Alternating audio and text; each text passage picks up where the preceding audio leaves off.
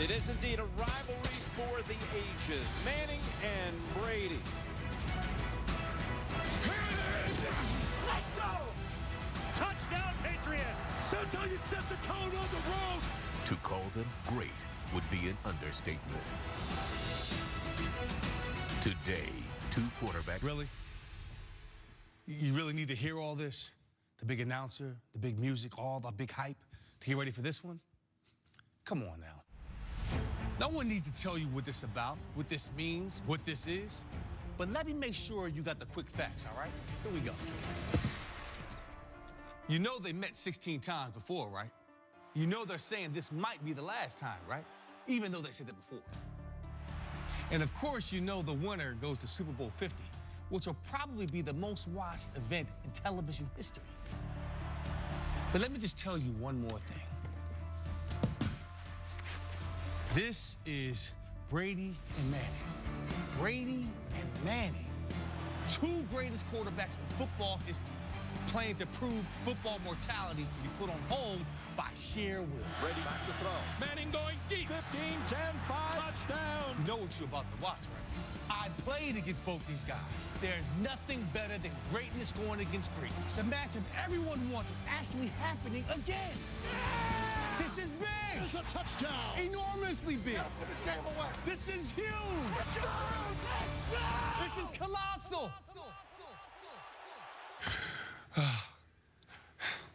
Just cue the music. Tom Brady, Peyton Manning. This is the AFC Championship game. From Eddie George on Broadway to the Mile High City, and Peyton Manning getting ready to take the field for the AFC Championship game. Tom Brady's already taken the field here, trying to take the Patriots back to the Super Bowl. It's a gorgeous day here in Denver, approaching 50. Sunny skies for New England and Denver with the winner to advance to Super Bowl 50 in 2 weeks' time. Arizona and Carolina coming up later today on Fox. Hello, friends. Jim Nantz along with the Super Bowl MVP quarterback, Phil Simms. One more time. We've seen it now. This will be the 8th time we've watched Brady Manning. There's a lot of excitement around this game right now. No question. This rivalry, it's been great. If this is the last one, what do I say to you at home? Sit back and enjoy it. It's going to be great. Let me show you some of the numbers, a little deeper layer into the numbers, if you will. In the regular season, decisive edge for Brady. He's won 9 out of 12 matchups. But in the postseason, the guy playing at home has won every time. It's 2-2. And the last 2 matchups in the AFC title game, Manning's side won. We've done hundreds of games with these two players. You know them well. What's this rivalry like for them? It's personal. Of course it is. It always is between quarterbacks, so just magnify it because of these two, what they've accomplished. Nothing greater than win the game against the other quarterback and walk out the midfield and go, good game. It's the best. New England's first loss of the season was here back on November the 29th, but no Amendola, no Edelman. What's New England going to look like today? Look, we know they're going to throw it over 40 times most likely. It's about protecting Tom Brady. They're smart. They have a lot of ways to do it. I expect them for him to get chances to throw the football down the field. All right, down on the sidelines today, Evan Washburn along with Tracy Wolfson. As always, let's begin with Tracy. She's with Vaughn Miller. Tracy. Thanks a lot, Jim. And Vaughn, Tom Brady gets the ball out just so quickly. How do you make sure you can disrupt his timing today? Be consistent. I got 100% confidence in the secondary to hold him up. We just got to take advantage of the opportunity. Gronkowski, Edelman, his go-to targets. What does this team need to do to contain them today? We got to get pressure and lock him down on tackle well. That's the key to success. Wish you the best of luck. Thanks a lot. Yes, ma'am. Now let's send it over to Evan Washburn. Well, Tracy, the Patriots came into this game with 14 players listed as questionable. All 14 are active and available, but a group worth monitoring are the linebackers. Gerard Mayo was lost for the season last week, and all 3 current starters were limited in practice, most notably Jamie Collins, who's managing a back injury. Bill Belichick told us a game of this magnitude, everyone's going to go. The question is, how long will they last? Jim? Evan, thank you. Phil, what do you expect out of the Denver defense today?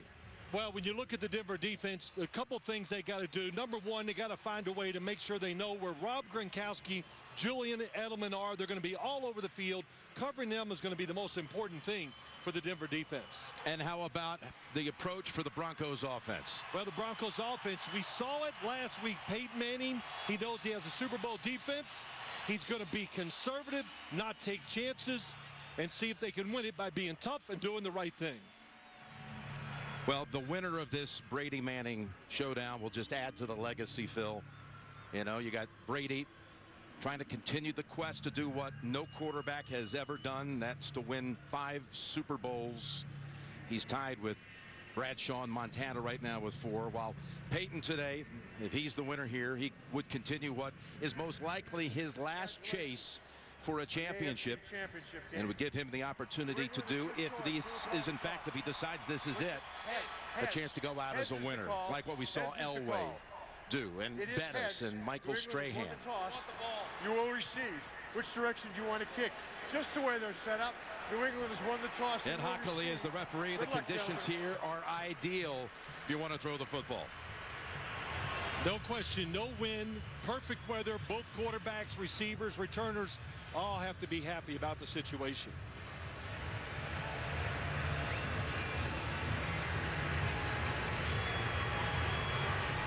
New England won the toss and will receive the football. Ladies and gentlemen, the Denver Broncos and the National Football League ask you to stand as we honor America with the singing of our national anthem. Please join us in welcoming multi-platinum S-Curve Records recording artist Andy Grammer.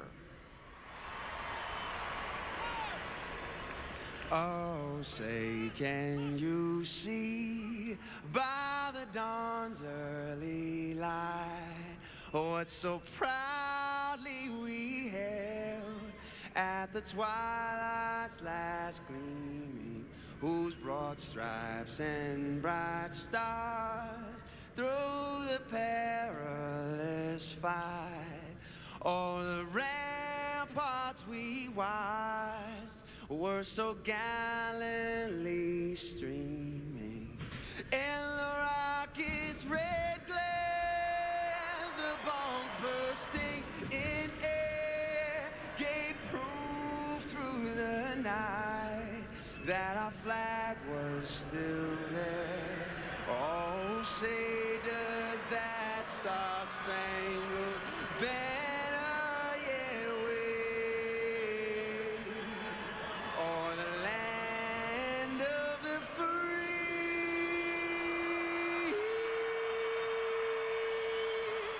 and the home of the brave.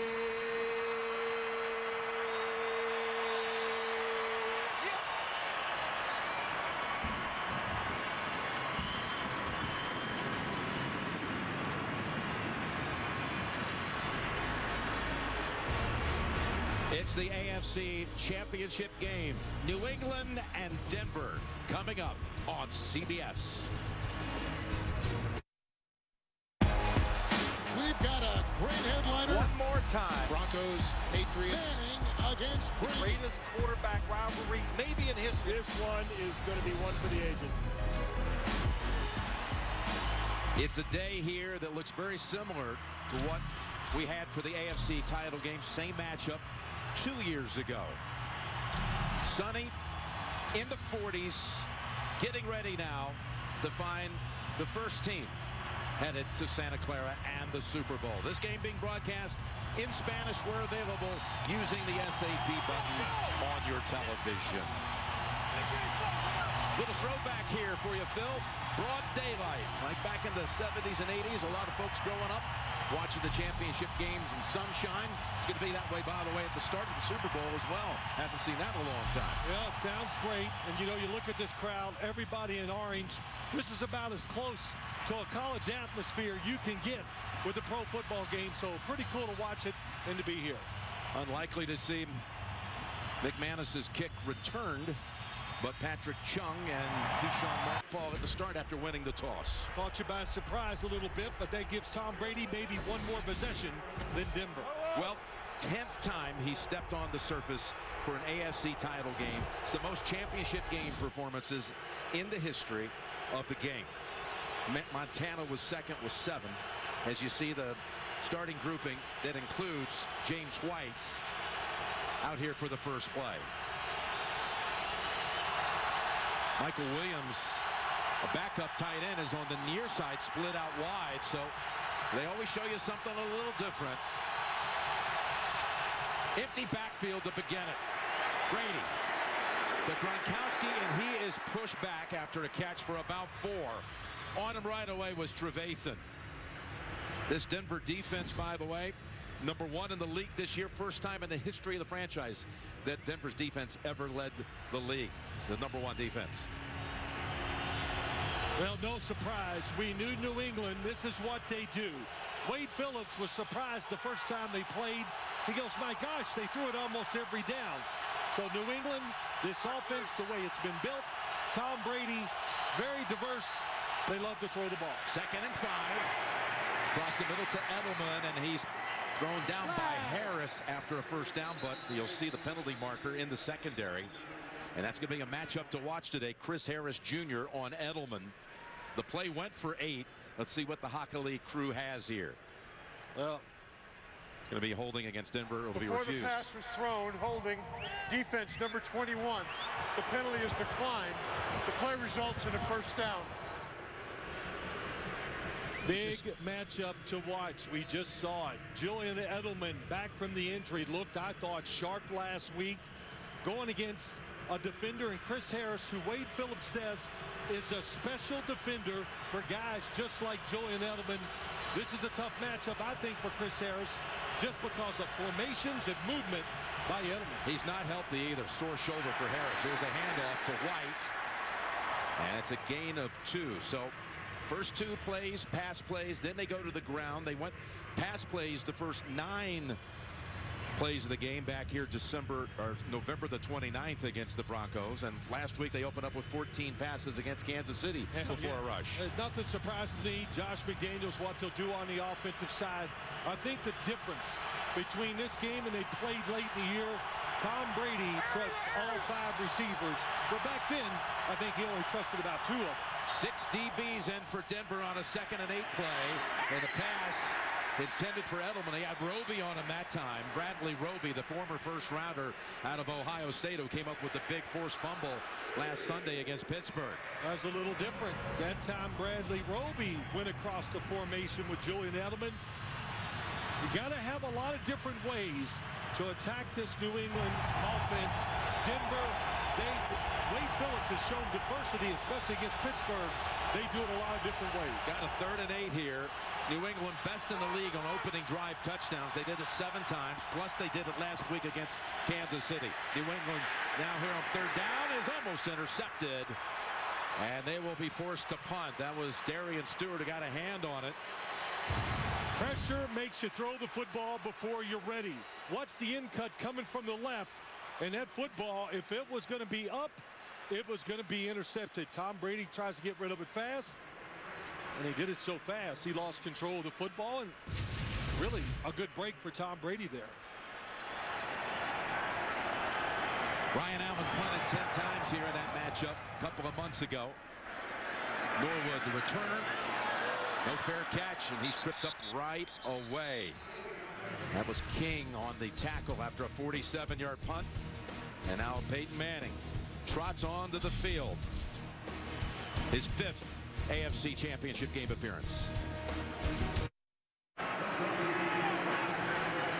The Broncos now set for their first snap. From the 17 with Ronnie Hillman, the running back, and Manning under center.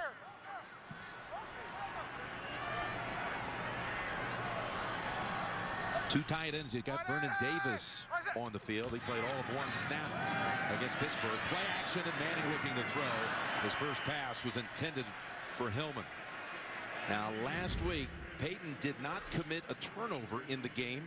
That's the first time that's happened all season, Phil. But the football did not come out of his hand with a whole lot of velocity. Well, what do you expect from him today? Listen, just like that, be careful with the football. But let's just remember, this is not the Peyton Manning of old. through the injuries. Now he wins the game with his guile, his gumption. He wants to outsmart you. They got a good running game. They want to out-tough you. Different defense, different offense for Denver this year over last year. Great drop back for Manning, and his pass is tipped away. Nice play by McCourty. It was intended for Vernon Davis.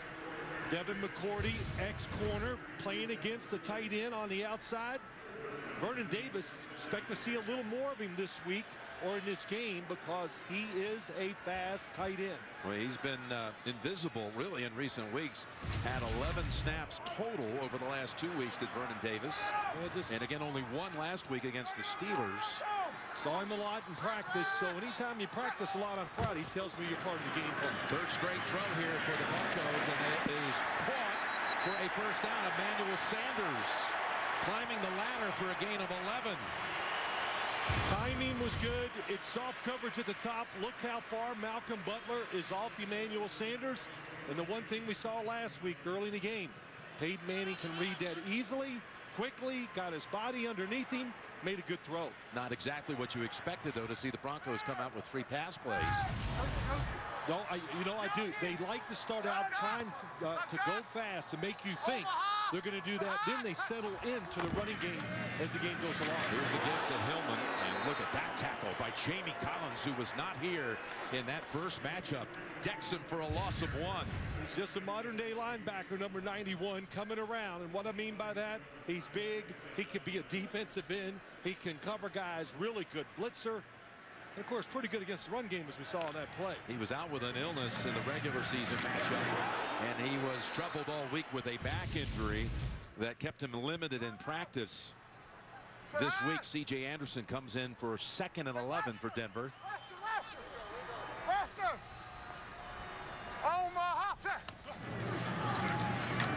And again, Manning in the throw. He's got another first down, out to the 40. This one is caught by Norwood for a gain of 13. Well, usually you see this New England defense, they get up and challenge wide receivers, but not so far here today. Couple throws where the off coverage, good foot movement by Peyton Manning, and then, hey, not dealing with the win this week. His confidence has already got to be up, just how he feels and how he's thrown the football here in the early going. 1st and 10, the give to Anderson, who had a huge game against the Patriots, including the overtime winner from 48 yards out. That's a gain of 2 for C.J. Anderson.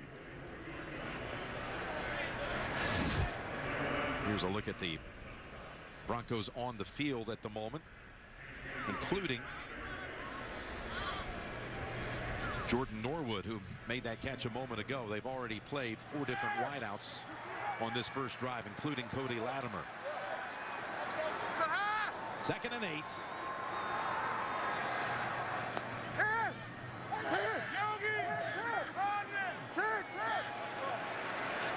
Hightower, Branch, Collins signal back to the secondary. 2nd and 8, and that's Hightower on him quickly. Again, just a 2-yard gain, and Collins as well on the hit. This New England defense lost Hightower early in the game against the Broncos, and he's such a great run stopper.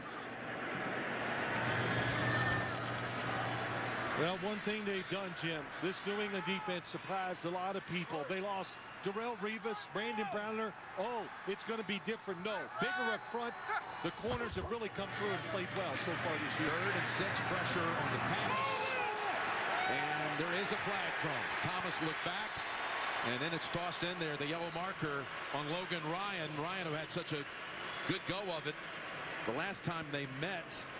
He held Thomas to only 1 catch on 13 targets, but he's going to be called here for the push-off. Pass interference, defense, number 26. The ball was placed at the spot of the foul. First down. And that spot is at the 42 of the Patriots. Yep, but there you are, one-on-one, and we've seen some off coverage, but a definite foul there. Grabbed Demaryius Thomas. Logan Ryan, very aggressive, likes to stay close to the receiver and not afraid to take chances. If he gets a chance, he'll go for the interception. First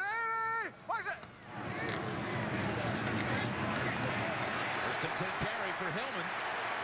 And he's to about the 35. And it's sheared on the tackle after the 7-yard gain. Postseason for Manning. the good stuff. Second all-time passing yards behind Brady. He's got his Super Bowl win and an MVP performance it was against the Bears. The bad side of things, the most losses, the most home losses, and the detractors will always talk about how he's got all the record in the regular seasons, but the postseason, it didn't match up the same. Yeah, listen, he's had great regular season. You know, a lot of those times he played on teams that weren't that good. We're not going to go to the Super Bowl. 2nd and 3 rolling out, and he's got Caldwell with the catch at the 20 before he's twisted down by Justin Coleman. Pick up of 15. The drive to start it all the way back at their own 17 has now advanced to the red zone. All the way across, but Peyton Manning on the bootleg. This is something I guarantee you caught this New England defense by surprise. They thought Peyton Manning would be behind the center, shotgun, play action passes. They were not expecting boot passes. That'll keep you on alert and make this New England defense be a little more conservative. They've picked up 4 first downs now as they snap it at the Patriots 20. Ryan to Hillman. They're on him right away. Back for a loss of 1 by Akeem Hicks. Watch Super Bowl 50 on your computer, tablet, or streaming device with CBSSports.com. Stream the game live, including the Pepsi Super Bowl halftime show, for free. And get more details at CBSSports.com/Super Bowl. Peyton Manning, some really good throws here in his first drive. New England said their key, can we slow the running game down, get him in obvious passing situations, and can he make the tough throws? Well, it's early, but the early answer is yes. Demaryius Thomas has a linebacker on him in the slot to the right, 2nd and 10. See if Manning finds him. He's got someone else open, and it's a touchdown. It's Owen Daniels to the end zone.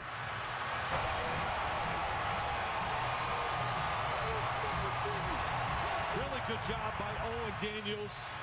Everything when you get in the red zone, so much about scoring when you get near the goal line is about deception. And Owen Daniels just did it that time. He fakes like he's going to hook up in the middle. There's the little hookup, goes down the middle. Jamie Collins, nobody with him, wide open touchdown. It looked like some confusion on that New England defense. Ninkovich was looking around. They didn't know who had Thomas, who had Daniels. It results in a touchdown. And the extra point is good. All regular season, plus the home playoff game last week, Manning threw 1 touchdown pass at home. A 1-yarder to Daniels against Minnesota. He hits him today on the opening drive for the Broncos. Great skiing out here in Colorado, but our thoughts with everyone who had to endure that monster storm back east and in the mid-Atlantic states on Friday and Saturday. And hope you're warm and happy and going to enjoy a great day of football. First here, later today in Carolina with the Arizona and Carolina game. And I mentioned going to break that Peyton had thrown only the 1 touchdown pass all season at home. And it was a 1-yarder to Daniels. This one went for 21. Well, we knew he was hurt. That's part of the reason why, but still the numbers were alarming when you say it about his home starts. But how about that drive? A little bit of everything. Couple runs that did okay, but he threw the ball outside. He ran the bootleg, and then they confused the defense with Owen Daniels down the middle. Everything you would want for your offense to get players involved and to get confidence in your quarterback on that drive. McManus, so far in the playoffs, 7 kickoffs, 7 touchbacks. He was 5 for 5 on field goals against the Steelers. He's got another touchback here. It was an 83-yard drive put together by the Broncos. And now Brady and company will come out and see what they can do. Try to match it here in the first quarter.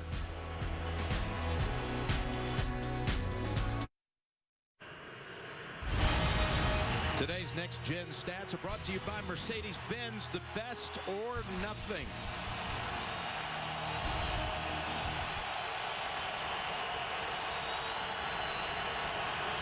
Second drive for New England. Vaughn Miller's down here at the bottom of the screen on Michael Williams, the backup tight end who split wide. Brady again going underneath. And it's a catch for about 7. Edelman. Talib taps him down. Well, how they going to cover Rob Gronkowski? Be aggressive at the line of scrimmage. Don't give him free releases. And did you think they're not concerned about him?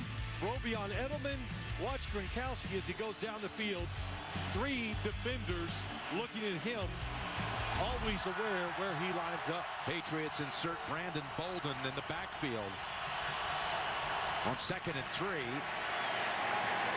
And a pass is batted down at the line of scrimmage by Derek Wolfe.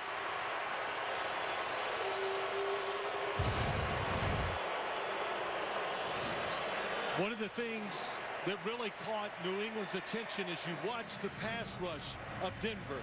Everybody across the board can rush the passer for the Denver Broncos, but it's the inside guys, Derek Wolfe, Malik Jackson, who cause so much havoc that nobody gives him credit for. Wolfe just got a big contract last weekend, rewarded for his fine play. He's really stepped it up here in his 4th season.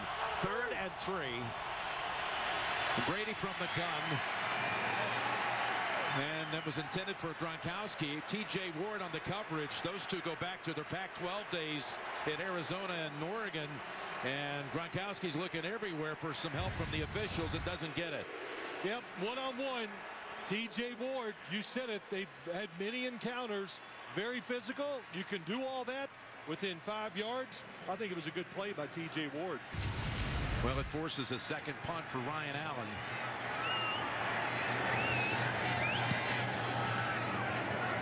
Denver tries to set up a return. He's got KO in front of him. Does Norwood, who makes the catch inside the 20 and bounces around to about the 34. 55-yard boot, 16-yard return. Manning comes out up 7-0. What have you seen out of Brady here at the start? Oh, you know, crowd noise. He knows they got a good pass rush. They kind of pressured him that first series, so I think he's still trying to feel his way into the game, get comfortable so you can make good decisions and good throws. Pass over to Thomas, and in traffic he's tripped up by Coleman. And a gain of 5. And again, the next gen stats presented by Mercedes-Benz. And back to Gronkowski and those who defended him in their matchup week 12. You see, Ward only had 2 times that he was on him. He got injured in the first quarter with an ankle and never returned. Well, you see, they have a lot of different ways to do it. We'll see a lot of those here today. It won't just be T.J. Ward. You got to mix it up. And Gronk, of course, was carted off the field in the 4th quarter of that game with what looked like at the time could be a devastating knee injury. It was a bone bruise. It cost him a game. Nearly as bad as it looked at first. That's a handoff to Hillman. And look at Patrick Chung come up from the secondary and knock him back a yard. He's a great tackle. Let's go back real quick and just look at the touchdown. Why was Owen Daniels so wide open? You see the safety splits. And look at the middle of the field. Some linebacker, Jamie Collins or Nikovich, somebody has to carry the inside receiver down the middle. They made a mistake. That's why Owen Daniels was wide open. That was the only opening drive touchdown executed by Manning all season. He played 4 full games and halves of 2 others. He's got a 3rd and 6, and it's tapped away by Coleman, defending on Fowler. And now the Broncos will bring out Colquitt. Well, they got what they wanted a couple times. Coleman in the slot. And they love these type of patterns, the Denver Broncos, going straight up the field with 4 receivers. New England knows it. Coleman was ready, knocked it down. Britton Colquitt in his 7th year from Tennessee. He's going to send it down to Danny Amendola. Amendola 2nd in the league this year in punt return average. And he's got past 2 Broncos. And again through traffic, a great return by Amendola out to about the 40. And it was Colquitt in on the tackle. The punter makes the hit after a 28-yard run back.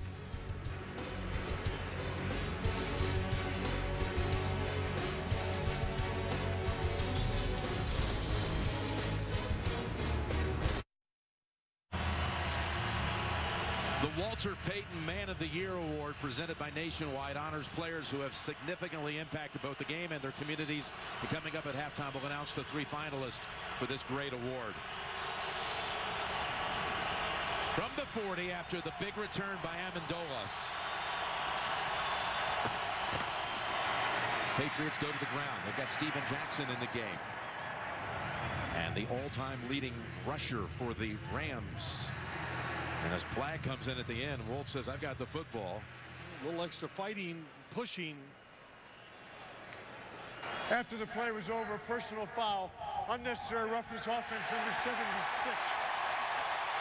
15-yard penalty with second down for down pass. Well, all that momentum you had from the return and you feel good. 76, Sebastian Vollmer. It really is. It's the center, number 66. Yeah, I think it's Stork. Well, then a headbutt. Yeah, it's on Brian Stork, not Vollmer. I did see the first action live, but so that return is just gone away now. You got the crowd back involved, and you put the quarterback and the offensive line in another tough situation. Into a 2nd and 20 with the ball at the 30.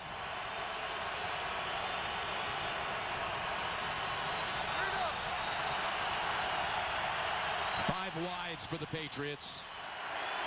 Underneath Edelman. And they hit him immediately at the 35. Both Bush and Ward hold them to 6. Well, listen, I know the New England Patriots were expecting they're going to play us man-to-man, and we know what to do, and it's just about beating one guy.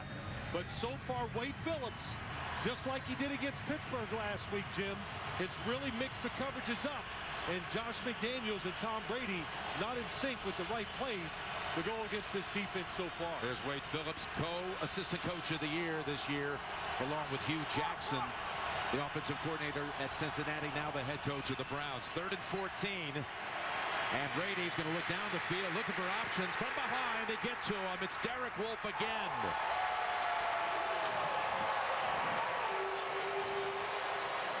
And a loss of 1, and they'll punt for the 3rd time here in the opening quarter. Well, watch, it's just going to be 3 deep. It's a really simple coverage, I guarantee you.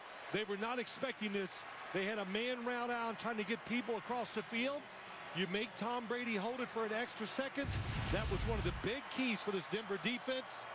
He holds it, defensive pressure will get there. 2 returners back for the Broncos.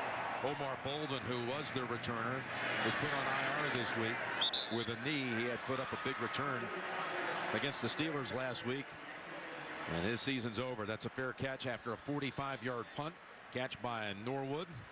You know, might be a flag on the field, they're talking, but Wade Phillips said with astonishment to us, I just can't believe they came out that last game and threw it every down against us. I think there's a lot of assistant coaches and coordinators who have that. I can't believe they did this, because they change it up so much week to week. Game plan by the week. Ineligible member of the kicking team was downfield by the kicking team, number 88. That 5-yard penalty will be enforced from the end of the kick. First down. As we take a look at our nationwide Skycam, that is the thing about going against the Patriots, is what are they going to do this time? Well, it's not, we know they're going to throw the ball. I think the big thing is, Jim, who's going to line up where? That's always the problem for a defense. Maybe that's why Wade Phillips is being conservative, not to get caught with movement and somebody playing a receiver man-to-man where he can't physically live up to what he wants to do. On first down from the 26. That's Hillman working hard for 2. Gary Kubiak coaching as a head coach for the first time in a championship game. 6-2 though as a player and as an assistant coach in championship games of the past. Listen, not a knock on anybody that's been here before. I'm just saying this. This is a tougher Denver football team than we've seen. And it's because of Gary Kubiak, the fact that they run the football more. Of course, Wade Phillips, an aggressive defense. They win a lot of close games because they're tough. 2nd and 8, that pass. They ruled incomplete and wanted to make sure it wasn't a live ball. Am I right, Jim? They win a lot of close games. Gary Kubiak said, look, we've been in those. We're comfortable with it, and we don't panic at the end. Look at this pass. Very close. It's got to be forward, and that. I'm surprised Hillman didn't at least try to go after it. You saw Jonathan Freeney pick it up. No challenge. Yeah, challenge flag is out. Patriots have challenged it. It's such a big play. then it might be worth the challenge. The big point is, did anybody recover the football? Yeah, Freeney did. Freeney picked it up.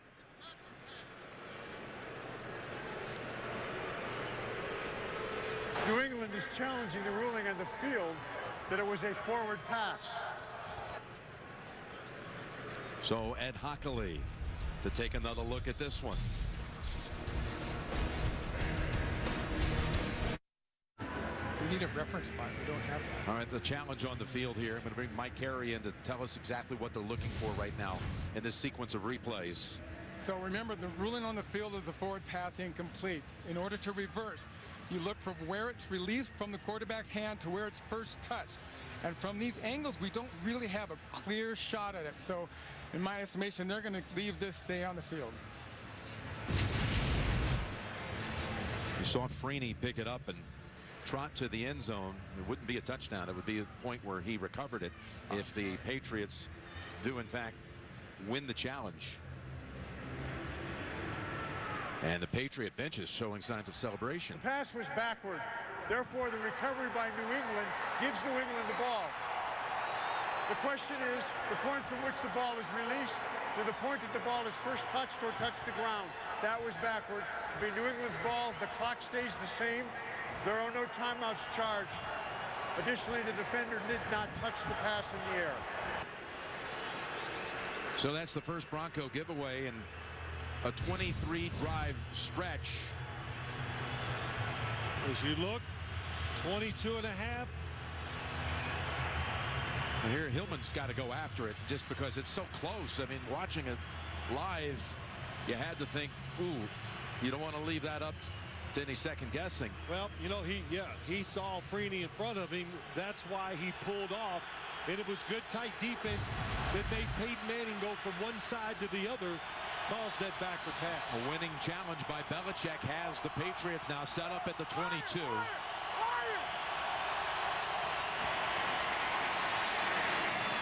And the pass is complete, and staying on his feet is Bolden.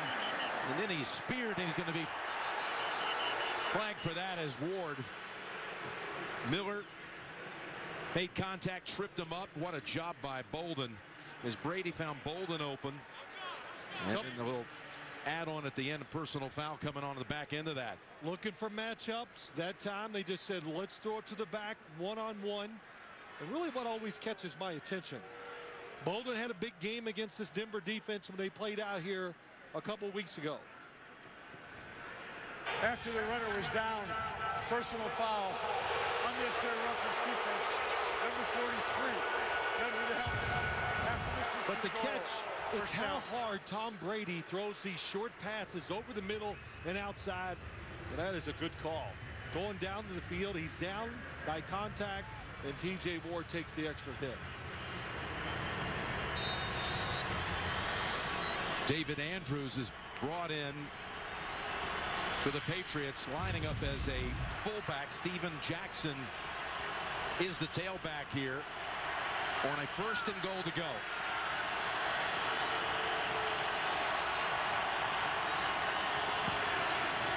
It's Jackson, and Jackson, second effort, gets him across for the touchdown. And David Andrews, the rookie from Georgia who started the year at center, comes in, plays as a fullback on that occasion, and helps lead the way Jackson to the end zone. He does. Watch Cannon, number 61. He's in the end zone against his guy, the linebacker, Von Miller. So that and Andrews, those two blocks were enough to get it in the end zone. How about Steven Jackson? He wasn't even signed until December 27th. The all-time leading rusher I mentioned with the Rams. He wasn't even really following the game. Said he watched one game the whole season, a Thanksgiving Day game. Next thing you know, you're on the Patriot roster, and you're a game away from going to the Super Bowl. Well, he's a power runner, and that situation was perfect for him. The extra point is no good. Gostowski had not missed all year long. He was one of only 5 place kickers who were perfect, and he had a streak of 523 consecutive makes until this one.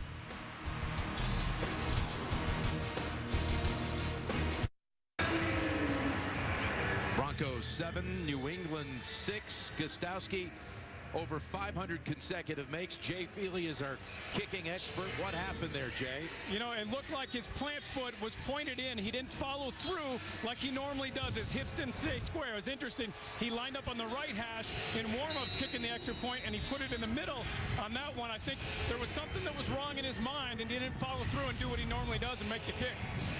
It's a good point. If you saw his left foot. Kickoff.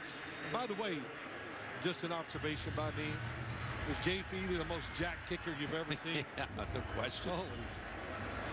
It's like he could still be out there playing. I think he's one of those. You know, any number of positions. Wants to kick it off and make the tackle. Yep. Snapping the hole. Dude looked good. Watch the left foot, as Jay Feely said. Oh, good shot. The last time he had missed a PAT was back in 2006 at Tennessee. It's only the second ever of his career, and it's been a big career. First and 10. Here's the pitch. Anderson on the short side. Only a couple. Coleman there, Chung there, maybe 3. Wednesday on CBS, it's where young doctors learn to be great doctors. Code Black, new episode Wednesday at 10, 9 Central, only CBS. Well, so far, when you look at this game, that outside run really cost the Patriots in their first matchup. But the run game going nowhere. So remember, New England stopped the run game. They get these obvious passing situations. That's what they want to get Peyton Manning in. 2nd and 7. Go to the safety valve, and Anderson's bumped out by Ryan. Of course, you want to get any quarterback in those situations, but they're going off of what they saw last week, Jim. And what we saw last week from Peyton Manning, his first start in a long time, but also all the wind really caused him a problem. The ball was fluttering on many occasions last week. He's 6 out of 9 here in the first quarter for 68 yards and a touchdown pass to Owen Daniels. New England now pressing the wide receivers, not playing soft cover. It's 3rd and 4, and he's going deep down the field for Sanders, who makes the catch right over the top of Malcolm Butler. And Ward's out there to congratulate him. What an effort by Emmanuel Sanders and a gain of 34. It's a jump ball. Malcolm Butler did a great job in their first meeting, and he just misplaced the ball. Emmanuel Sanders beats him to it. Planted his feet, went up, attacked the football, makes a tough catch. Ball's at the 40 of New England. I thought it was going to be tight coverage, but it wasn't. They jumped out of it and gave free releases to the wide receiver. Last play of the quarter is a give to Hillman. And he backs in for maybe 1. And after 1, it's the Broncos 7, the Patriots 6. We'll return after these messages, and you're watching the NFL on CBS. Second quarter about to begin. There's Manning's numbers from the first quarter. Jim Nance, Phil Simms, Tracy Wilson, Evan Washburn, and that is an incompletion intended for Virgil Green. Dante Hightower out there covering. That last part of the first quarter, Ninkovich got shaken up and received some treatment on the sideline. Went over, worked his, couldn't tell if it was his right shoulder, what it is, but I did read it. One of the coaches came up and he said, hey, I'm okay, but not back in the game yet. He's a versatile, outstanding outside linebacker, defensive end. They'll miss him. 3rd and 9 down the field. And that pass over the head of Thomas. He's trying to beat the coverage that time. Peyton Manning down the sideline. They were ready for it. Tight coverage. It's going to be this. They're going to split the safeties. And really just a good safe throwaway by Peyton Manning. Colquitt will try to pin him here.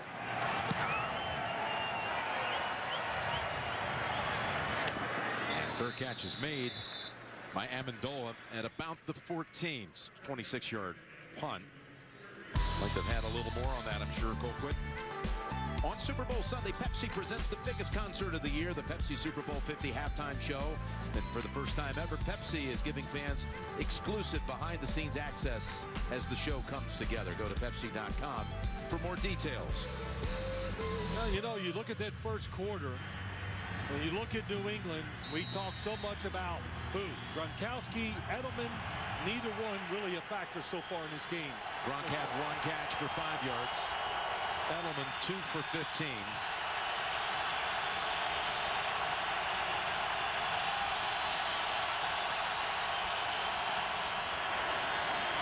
Play action.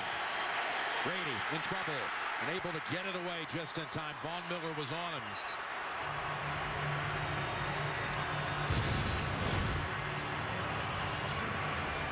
What you want to do against Von Miller, they tried to, but they did a terrible job that time, slowing down. There's Gronk going across the middle of the field. He looks like he's open. Tom Brady decides not to take the chance, and did just not a good coordinated job against Von Miller. He's a runner. He's fast. Somebody needs to chuck him to slow him down so the offensive line can take care of it. It's a 2nd and 10. From the pocket, it's picked off, and it's Miller with the interception.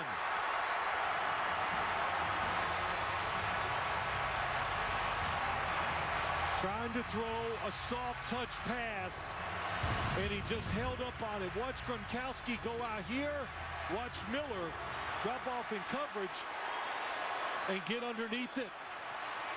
Really, that was so good by Von Miller. It fooled Tom Brady. He reversed field, looked inside, turned out, and made the interception. So Von Miller kind of goes quiet here and there, but in big moments, last couple games we've seen, he's the difference maker when you need it. He wasn't quiet on those back-to-back plays. No, he was not. He was not in the game 2 years ago when we had the same matchup and the same location. He had that torn ACL, so he did not play in the Super Bowl against Seattle. But he's hoping to experience that for the very first time. Of course, that Denver defense, Jim, you know it. You know how it is. Locker rooms, they are so sick of hearing about the Patriots offense. Oh, they didn't have this guy and that guy. They were looking forward to the matchup today. From the 16. Broncos looking to strike quickly to the end zone, and it's overthrown. It was open for Sanders. He had Butler beat, and the pass wasn't there. He had everybody open. Owen Daniels, a tight end, is going across the middle. He's open. Watch Sanders. He could pick either one for the touchdown. In the football, boy, a little stutter, out move, nobody underneath. And always when you're reading plays like that, you know, first guy inside, that would be Owen Daniels. Then you go to Sanders. They were both open. Huge missed opportunity. Ninkovich back on the field for the Patriot defense. In fact, he's in on the hit of Ronnie Hillman, and it's a gain of 4. What happened with a pass like that? Just misjudged it, Jim. Tried to hit him and overthrew it. You know, I always say this. You know, the quarterbacks are not machines. They're not going to hit every single pass that's open. You're not always going to make the right decision. It's adversity. You always have in the game. You got to overcome it. 3rd and 6 from the 12.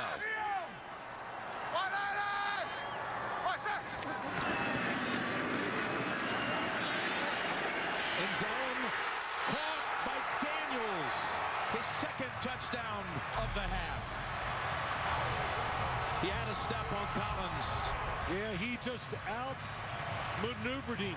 What did I say? Deception is what it's all about when you're talking about scoring down near the end zone. What a good stop and go by Owen Daniels. Did he get the 2nd foot down? It looked like he did when I watched it live. Got them both down, keeps possession. And that's the thing about Peyton Manning in his career. He loves double moves by all position players, wide receivers, tight ends, running backs. Once they get in scoring position, that was an awesome route by Owen Daniels. Well, you saw his frustration after it was not thrown to him on 1st down. He makes quite a catch in the corner of the end zone. And the Broncos now lead it 14-6. Von Miller's second career interception, one in the regular season in his career. And Daniels for the second time from Manning.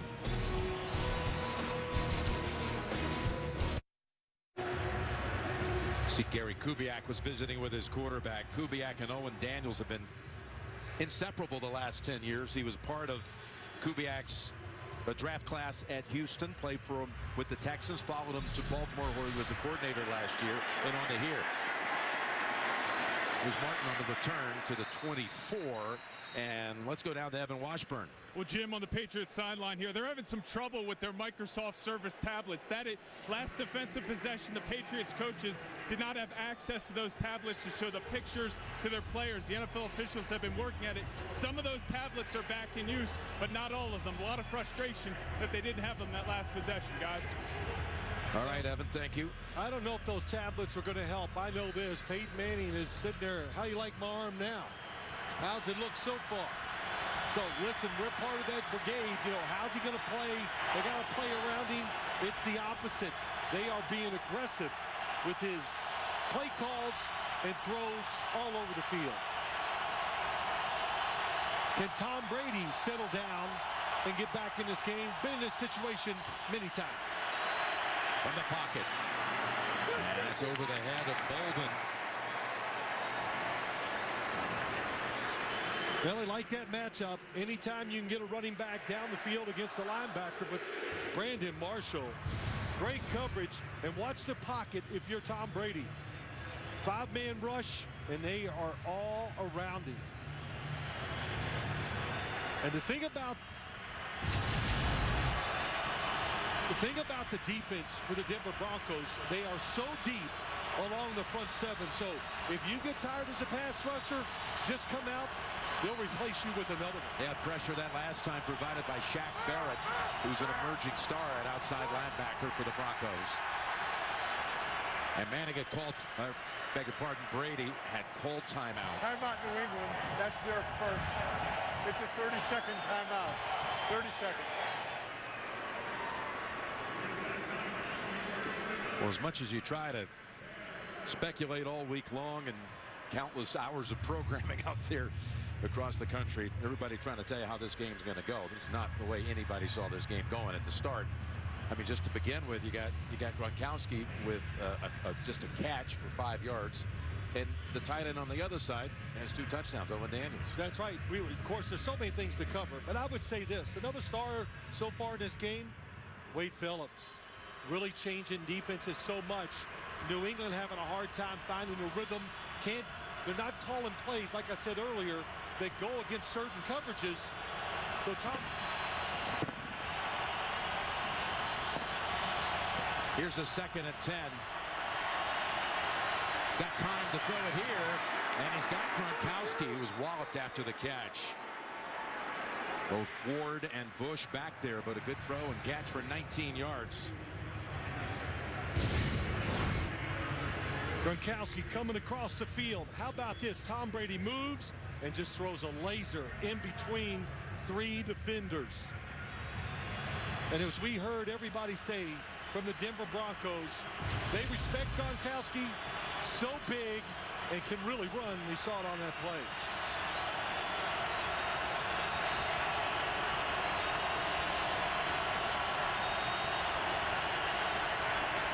Flag is out and play is halted.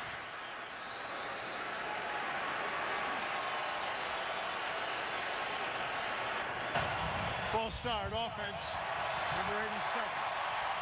5-yard penalty, first down. Well, little move forward.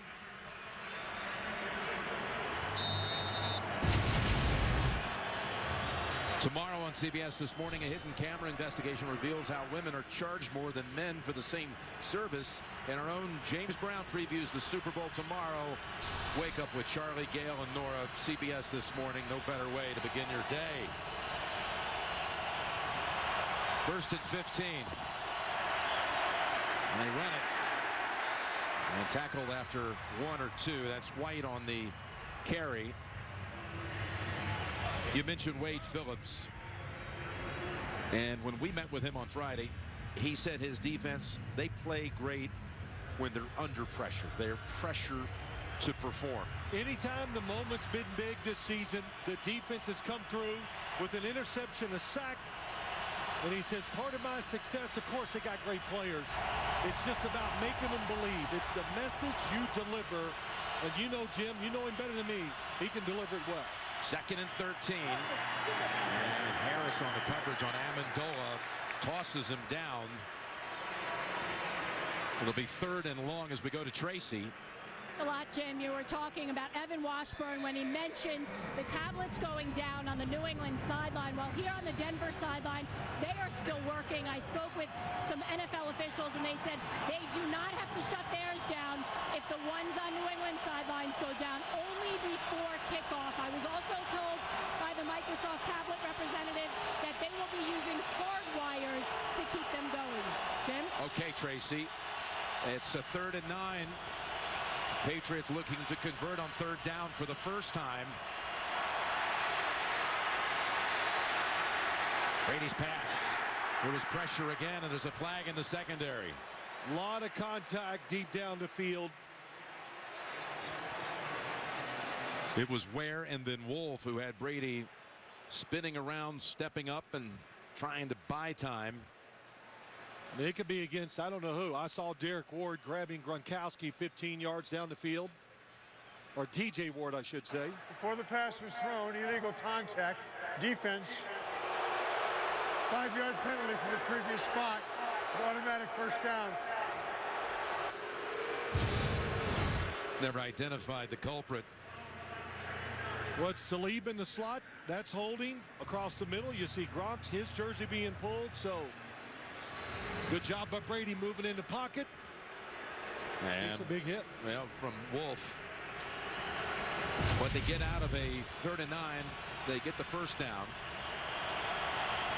Off the penalty.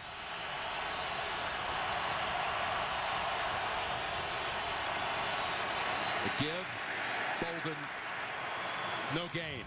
Malik Jackson brings him down. Tomorrow on CBS, the forces of evil are no match for this team of brainiacs. Scorpion.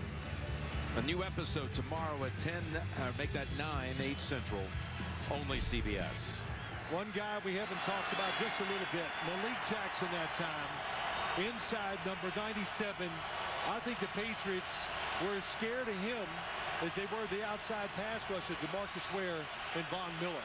He stopped that last running play. Making it a 2nd and 10 for the Patriots. Holding on to it is White. Darian Stewart really hit him, though, after 11. Boy, that was a big hit. White actually kind of looked wobbly as he gets up, but it's a 3-man rush, and you rush 3 guys. Why? To stop the inside passing game. That's what I think why they did it, and too many people were between the tackles and not outside. Let White get the catch. And White's out of the game. Steven Jackson takes his position. New set of downs. Jackson. He was trying to cut outside, but got tangled up for no gain. This running back crew for the Patriots. They had such a dynamic player early in the season, Dion Lewis. Done for the year with an injury. And then LeGarrette Blount figured to take it the rest of the way. He gets injured, out for the year. Typifying what really they've had to go through. The offensive line has been reshuffled so many times. 13 different starting lineups. You see both teams struggling to run the football so far. The speed of Denver, you can't practice against it, is a problem for New England's run game. 2nd and 10. That pass comes up short of White. Brady, the only Patriot to start all 16 games, only offensive starter, that is. And look at Ware trying to come from behind. Almost got there, but the receiver was open. Tom Brady just not convinced or didn't have good conviction just to drive it out there. 3rd and 10 from the 40.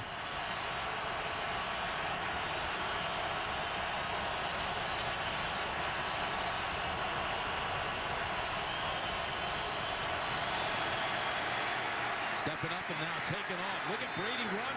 And he's going to have the first, I believe. This is like the pylon play against Kansas City. And Talib was the one who tackled him. It's a first down. Brady runs for 11. Well, when you try to follow, watch the defense. Nobody looking at the quarterback. They're all covering receivers down the field. So once he gets past the pass rushers, it's a free run. You said it, just like the run he had to get the touchdown on the pylon. But Tom Brady, pocket movement and trying to create opportunities for himself.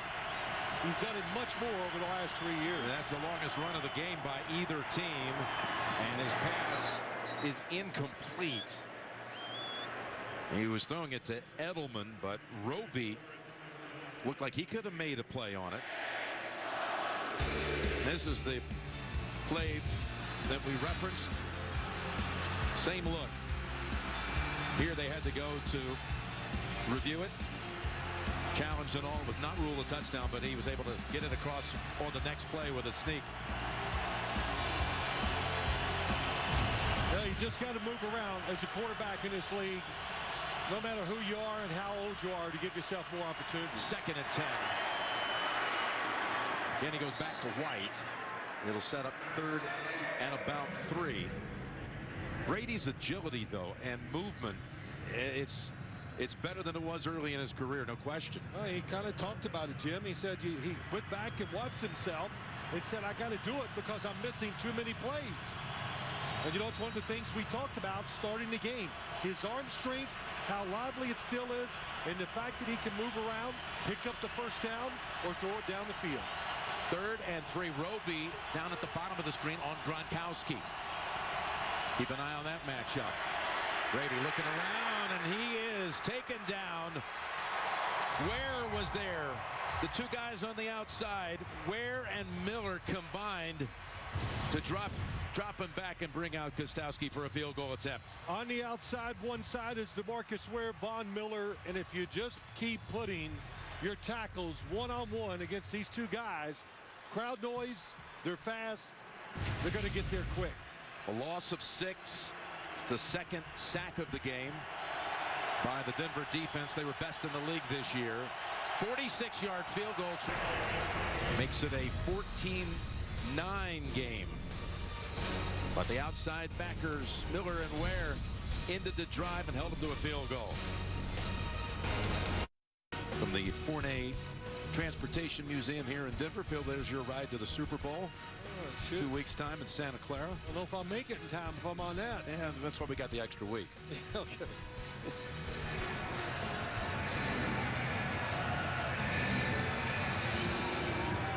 Well, Denver's defense doing quite a job so far here today. Just the coaching, the fever they're playing with. Of course, said earlier, too, they can do it. And if Tom Brady doesn't look settled down, I'll tell you why. Because of all the pressure he has been under so far. They're changing defensive coverages. They're all over him. He's taking a couple big hits. Can't find the open guy. So, oh, look at that blood. Yeah, a little scrape here. This field is very firm. If you and I had that, Jim, right now, we'd be out for 2 weeks. I mean, things have changed. We're just... You couldn't hold your microphone. That's right. From the 20, the give to Anderson. And off the left tackle, he's going to have a pickup of 3. This running game produced 179 yards on the ground against the Patriots, week 12. So far today, it's not quite the same. They've got now 12 carries for 21 yards. Well, they like these inside matches. They have the Patriots. They are big up front. Alan Branch, 97. Malcolm Brown, a rookie first-round draft pick. He can do it. Jabal Sheard, free agent they picked up or signed this offseason. He's been terrific.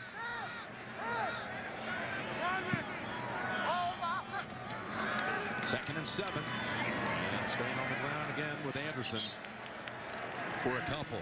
But what did it do? It's not pretty. Gets the fans. Oh, come on, throw the ball. We need big plays. But look where they are.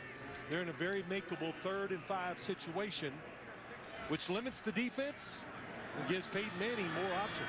They've been rotating guards in the game. Hanks Garcia, Evan Mathis, Luis Vasquez. And now that line. And snap it back, shotgun time. 3rd and 5. Actually, Manning. 54's down. 95's down. And he'll drop back here. No, 91's up. Omaha. Coming after him. Rolls out. He's in trouble. And he flings it over the bench. It was Jamie Collins. It was racing after him. Really good timely blitz on the inside. Jamie Collins. Well, I'll tell you what, Peyton Manning, the bootleg, this run, looks pretty good. That foot's feeling, of course, we know a lot better. Second week back in every phase of the game. He's just been much sharper today. Patriots force a 3-and-out. And a whistle before the punt. By rule, the ball cannot be snapped until the officials are in their position. There is no foul. It's 4th down.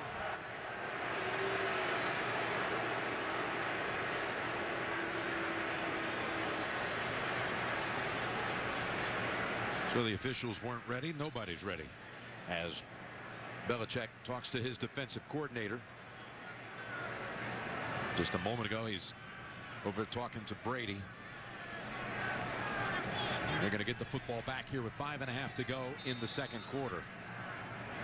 Well, you don't do what this team has done if you're not able to make adjustments on both sides of the ball, which Bill Belichick one of the best at. Amendola fell down, but the ball is bounced out of bounds. Let's check this flag.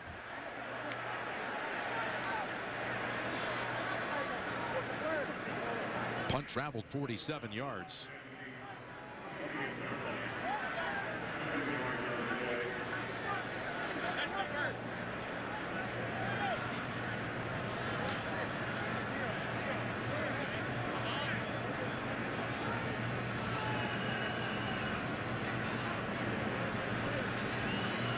Matthew Slater is going to his 5th Pro Bowl. He's not 100% with a shin injury. He got tangled up with a film camera last week.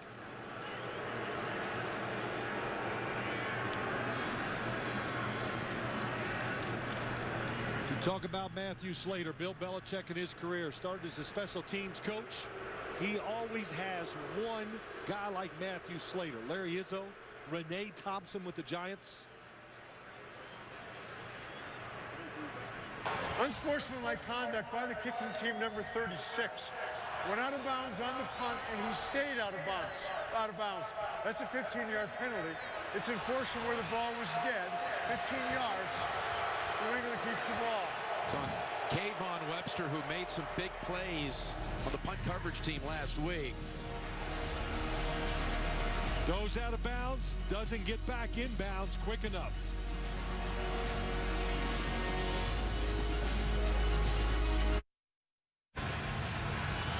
Patriots are going to start at the 41 after that 15-yard penalty.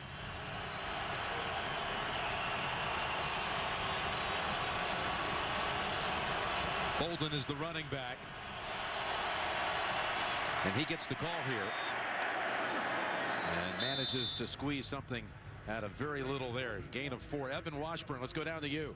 Well, Jim, I was just told by NFL officials that the tablets are 100% working for the Patriots. They now have all the effects that they need.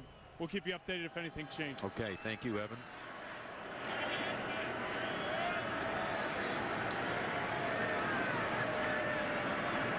I think the Broncos' Brandon Marshall was shaken up on that last play.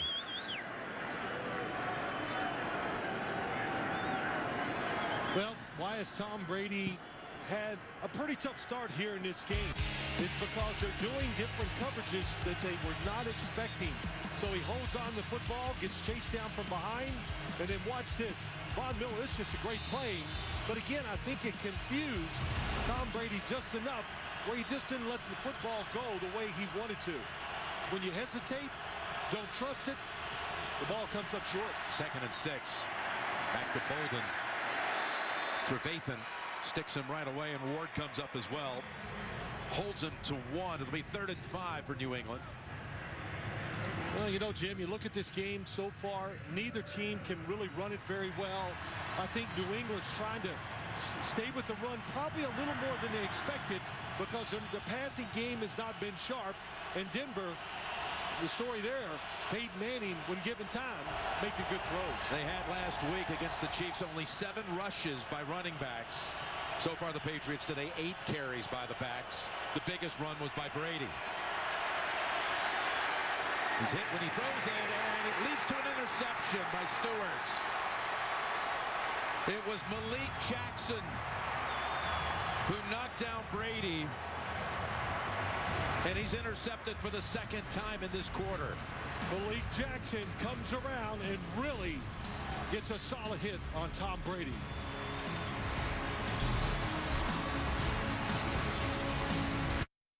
Tom Brady was hit, fell on his left shoulder, and immediately grabbed his left side.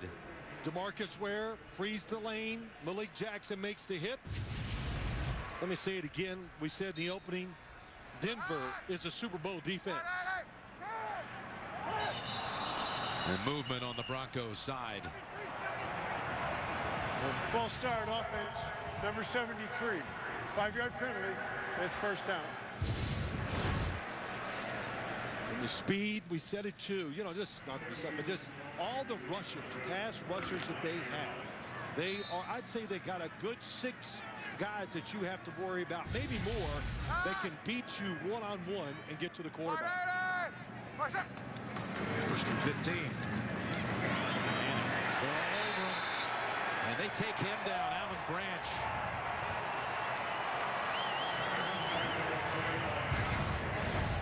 Alan Branch, number 97. It takes so long, that extra little beat. Peyton Manning wants to make this fake and then throw the football down the field. But look at Hightower, Branch, both in the backfield. Loss of 7. That's the first Patriots sack of the game. Yep, brace yourself. It's going to hurt. Now he's got a 2nd and 21. All the way back at the 33. And timeout's called by the Broncos. The 2016 NFL Pro Bowl presented by USAA gets you closer to the players and the action. Hall of Famers Michael Irvin and Jerry Rice select the teams at the Pro Bowl draft on Wednesday, January 27th, and you can watch the Pro Bowl live from Aloha Stadium on Sunday, January 31st on ESPN. You know, you look at those last 2 plays. Let's look at the play that Peyton just had. It was quick. The pressure got there. It was a little quicker than what happened to Tom Brady. But Peyton Manning knows, don't throw it if you don't see it clearly. So he wasn't going to try one of those last-second desperation throws before he got hit. Tom Brady had a little longer time, but when you throw under pressure, especially against these 2 defenses or good ones, it's big trouble. 2nd and 22. He completes it out at the 47. Just the 2nd catch of the game by Thomas, although Butler says incomplete, and the officials agree. Hit the ground. 88, bottom of your screen, Malcolm Butler reading the quarterback. Just goes in and rakes the football out. Good boy, that's it. The ball did come out before the knee hit because looked like he had possession. But going to the ground with contact, you got to hold on that football the whole time. So Thomas has only 1 catch in the game for 5 yards, 3rd and 22. And they're trying to get a chunk here before they bring out Colquitt. Anderson picks up about 6 or 7. And we're moving inside 3 minutes to go here in the first half. Well, you know, that last play that we saw by Malcolm Butler, you know, the Super Bowl hero from the Seattle game. But him and Logan Ryan have changed his football team. Everybody thought it was going to fall apart because they lost Terrell Revis, Brandon Browner. Far from it. They're very good man-to-man cover guys.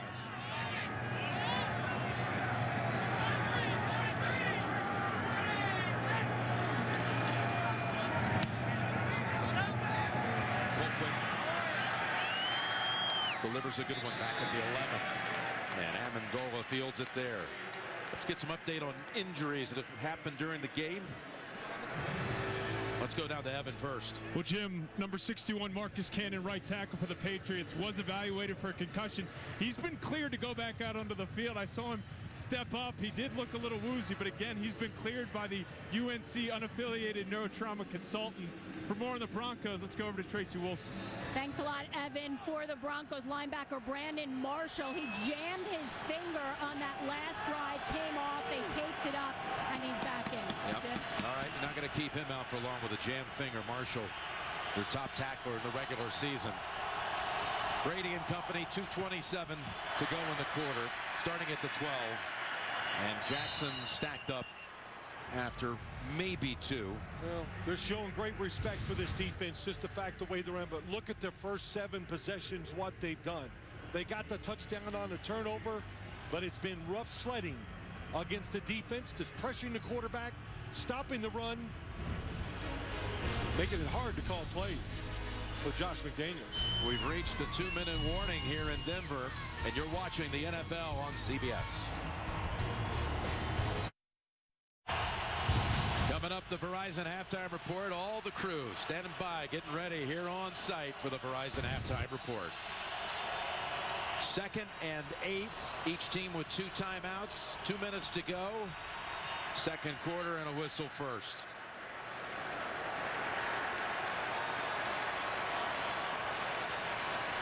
False start offense, number 67. 5-yard penalty at 2nd down. Well, Jim, we talked about these 3 guys, Rob Gronkowski, Edelman, Amendola, such a big key to the offense. Hey, it's not all just them. Tom Brady's missed some passes. He doesn't have time. The defense is confusing him, and that's what just drew that penalty. They lined up in a defense that we haven't seen today. Makes you uneasy on the offensive side. Yeah, they had Von Miller lined up over the center, standing up. Led to the 5-yard step off, back to the 9. On 2nd and 13, a pass at the feet of Keyshawn Martin. And the clock only took 2 seconds. You know, that's not an inaccurate throw. He just throws it away. He doesn't like it. He knows he's backed up. Doesn't want to make a big mistake. So he's not going to try to put it right on the mark. Of course, Denver, 2 timeouts. Got to use one right here if you stop him on 3rd down and the clock is moving.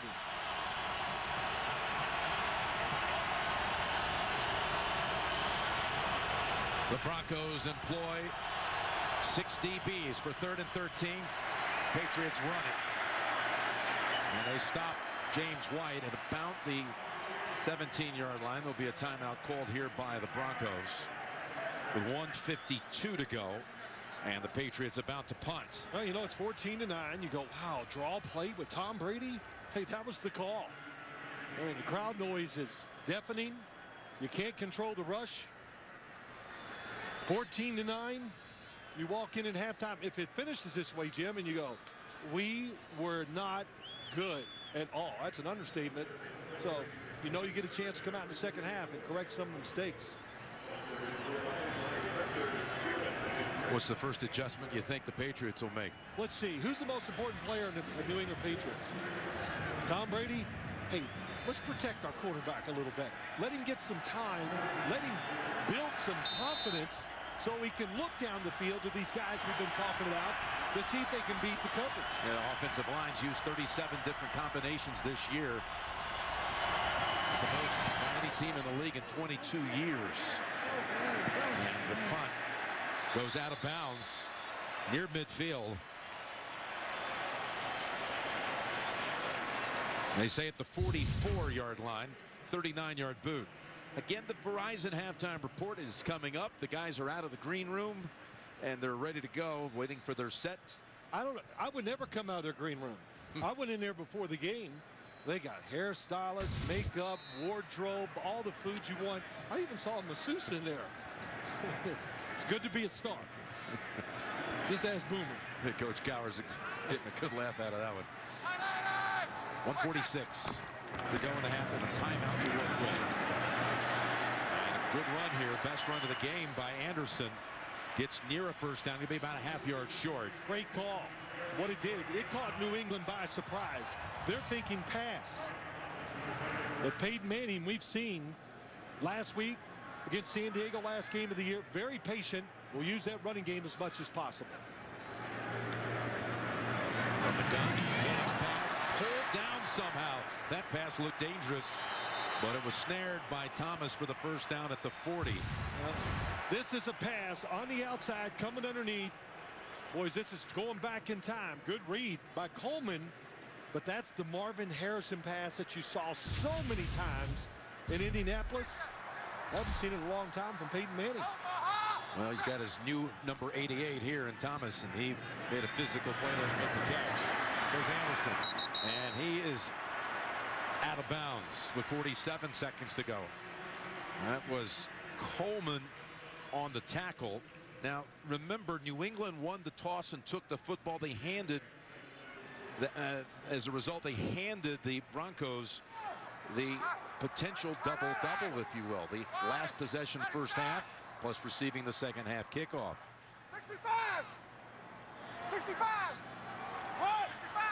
New England playing very conservative, making sure they just want to give up a field goal try. 2nd and 4. Manning down the field has bigger ideas, and Sanders was the target. They had exactly what they want. They change up. Watch the little stutter by Emmanuel Sanders. That little stutter there. Oh, in fact, I thought he did it on purpose. I think he got caught by surprise. And Peyton Manning goes, if you didn't slow down, that football might have been right on target. Look, you give him those looks. He loves nothing more, Peyton Manning, than throwing those passes down the sideline where not a lot can go wrong on the offensive side. 3rd and 4. From here, it would be about a 52-yard field goal if they have to go that way. Manning's pass is knocked away, incomplete. That was Logan Ryan. What a play. Denying Thomas. Could be the difference between 3 and 7. Little stutter, double go, slant go, stutter go, whatever you want to call it. How about that? Logan Ryan gets his hand right in there and knocks it down. Big play. It's going to be a 52-yard field goal attempt here by McManus, who was 5 for 5 last week, 4 of them from outside the 40 and a long of 51. And timeouts called by the Patriots. That's a 30-second timeout.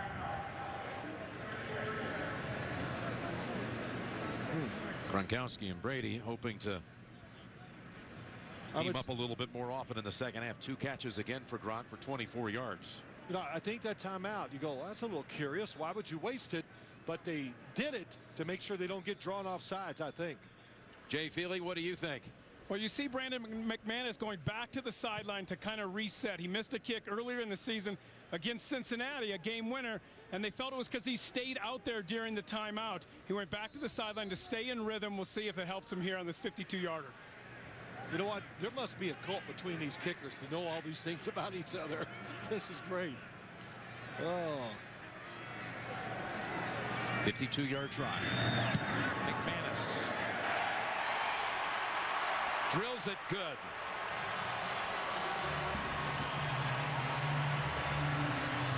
But it makes sense. Don't stand out there. Get tight. If there's one player, of course Jay Feely would know this more than me, that has a chance to let tension and all that get involved in the game, would be the kicker. Well, a year ago in the playoffs, McManus was on the roster. They used him only for kickoffs. Connor Barth handled all the place kicking duties. But they knew this kid had a big leg, and they had a lot of hope that he would be able to hold up. And he has done that now in the postseason. 6 for 6. 2 of them outside of 50. And Malcolm Butler mixed it up a little bit with the place kick. You don't see that very often. Jawing with the kicker. If you're going to pick on somebody, it might as well be the kicker. Actually, Jay Feely, I think that's something that you rather enjoyed doing, that type of thing, right? He was never afraid to mix it up. Nope. Make a tackle or two. At the 20 with 33 seconds to go. Me, if I was the Patriots, I'd take a knee. But if they do anything on offense or try something, you think it's a screen, draw, whatever, but why even take that chance? You know, you think about this first half. Brady has been under fire the whole time by that Denver defense. But here they are down only one score.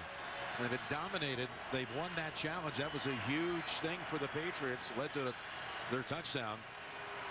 But again, it's an 8-point margin at the intermission. One-score game. 2 touchdowns by Owen Daniels.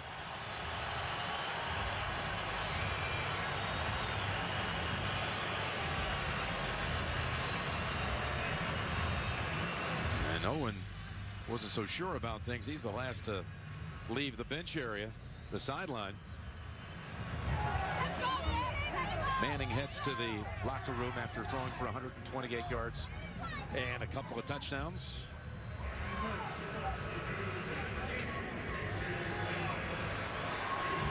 Who's heading to California for Super Bowl 50? 2 quarters to play here in Denver with the Broncos leading at 17-9. And we'll be back with the Verizon halftime report after this message and a word from your local station. You're watching the NFL on CBS.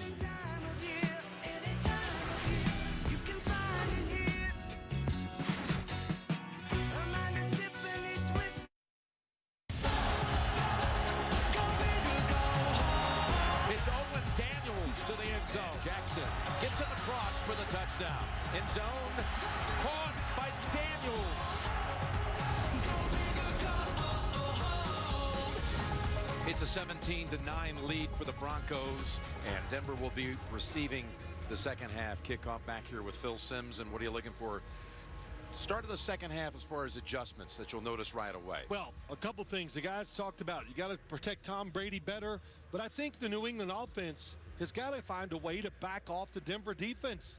I mean, they got courage. They're emboldened because their play has been so good.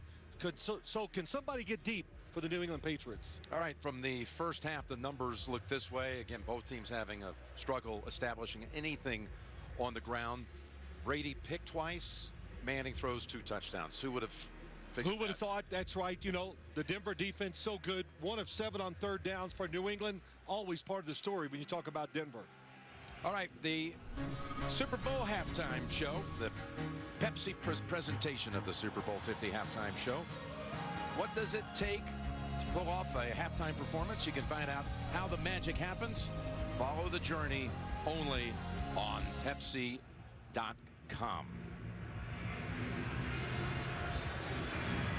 So going into the second half, it's a 1-score margin, if you will.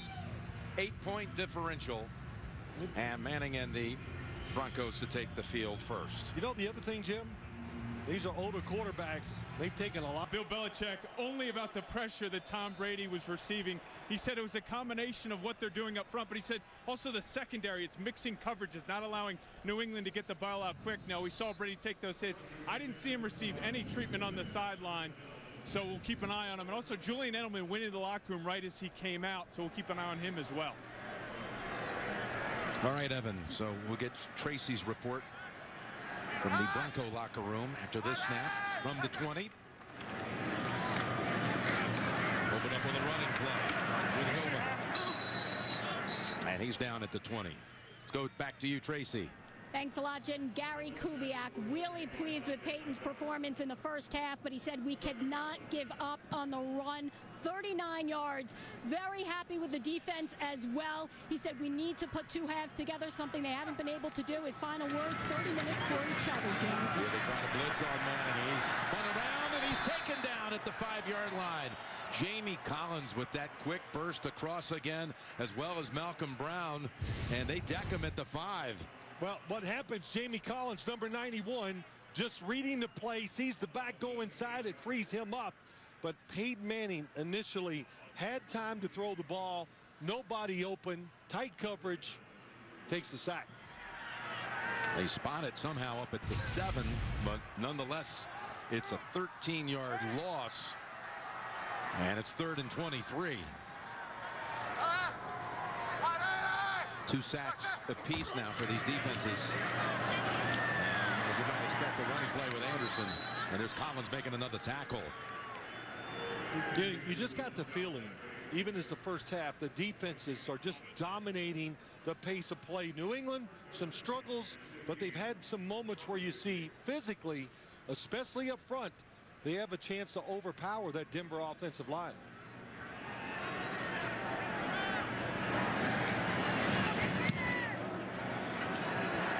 Colquitt sends a spiral to Amendola at the 32. And he's down. It's Latimer. Latimer, the backup wideout, with the tackle after the 53-yard punt. Brady looking for some protection from the line in this half.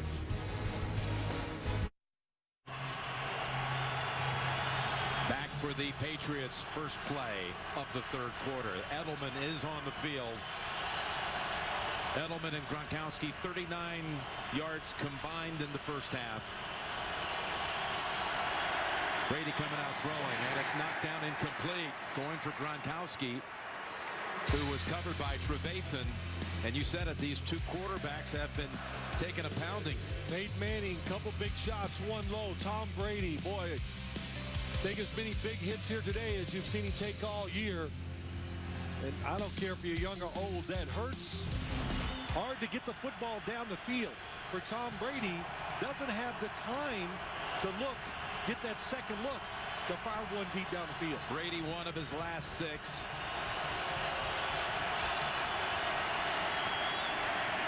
Across the middle and on target with Gronkowski. And he weaves past 3 Broncos and takes it all the way to about the 35. He did get a block, a little help from Keyshawn Martin, and it's a gain of 32. And he's got speed. Here he comes across the field. Trevathan, just the in cut so sharp. Good timing by Tom Brady, and you can see once he gets the football in his hand, man, he is tough to deal with. So fast, covers so much ground with those strides. Gronkowski limped to the sideline after the 31-yard play, the longest of the day for the Patriots.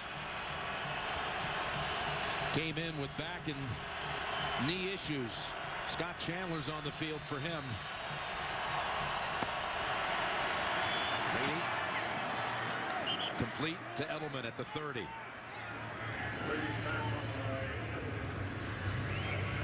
Really good job. Tempo that time. Denver was not ready for that play, but that finally, Rob Gronkowski, somebody clearly beat a defender where they made a big play and get this offense back on track. And the offense quickly advancing to the Denver 30, where it's a 2nd and 4.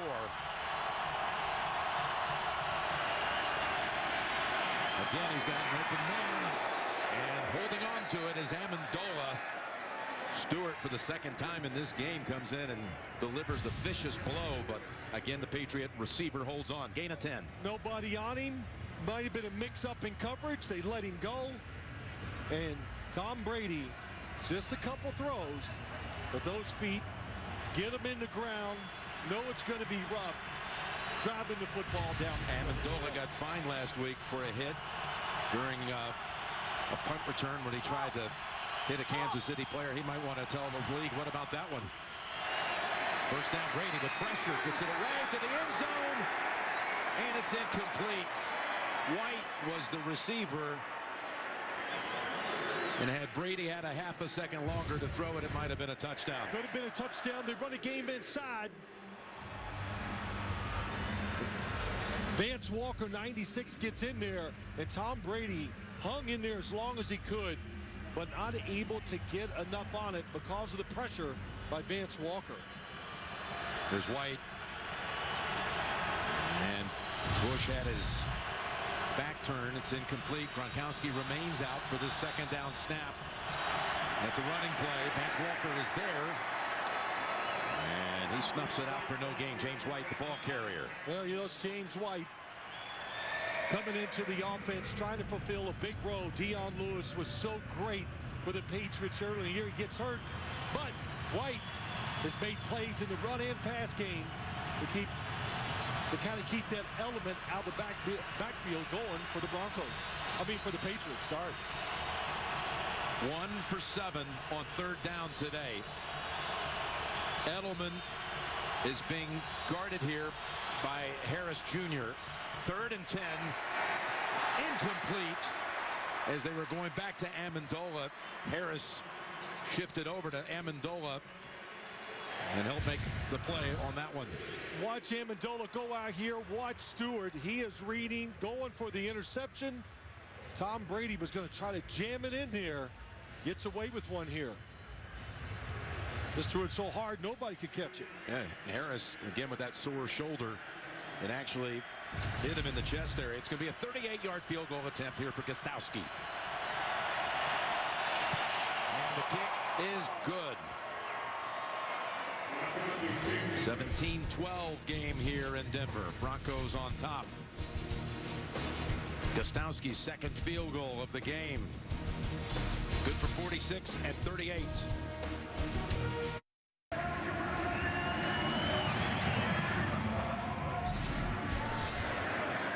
Gostowski's kick could have been returned, but Caldwell will take a knee and will take it downstairs to Evan Washburn. Well, we saw Rob Gronkowski leave the field during that previous series.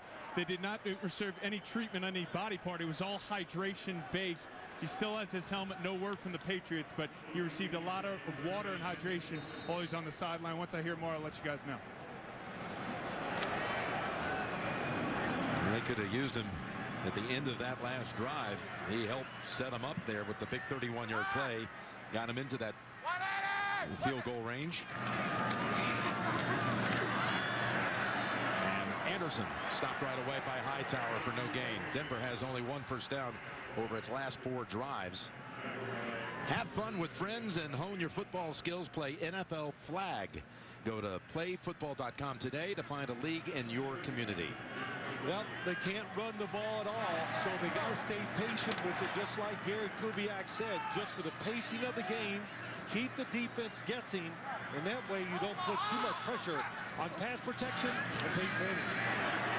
Peyton down the field, and it is incomplete.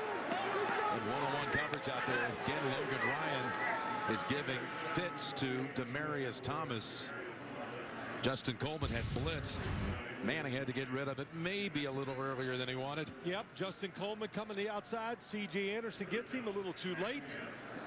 And Logan Ryan gave Demaryius Thomas fits in the first game.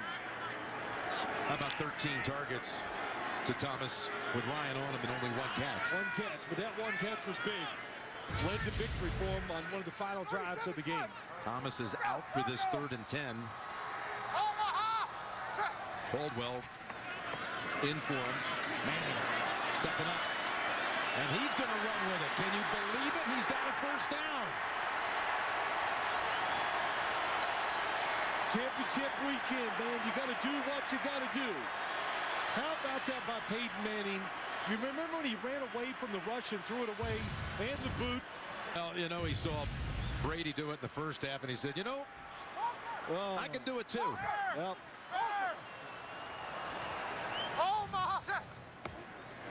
and first down play action. And he's got a completion, a diving catch by Latimer. Cody Latimer with the catch. He was covered perfectly that time by Logan Ryan. It's just, watch it out here. Watch Logan Ryan, outside technique. He's perfect.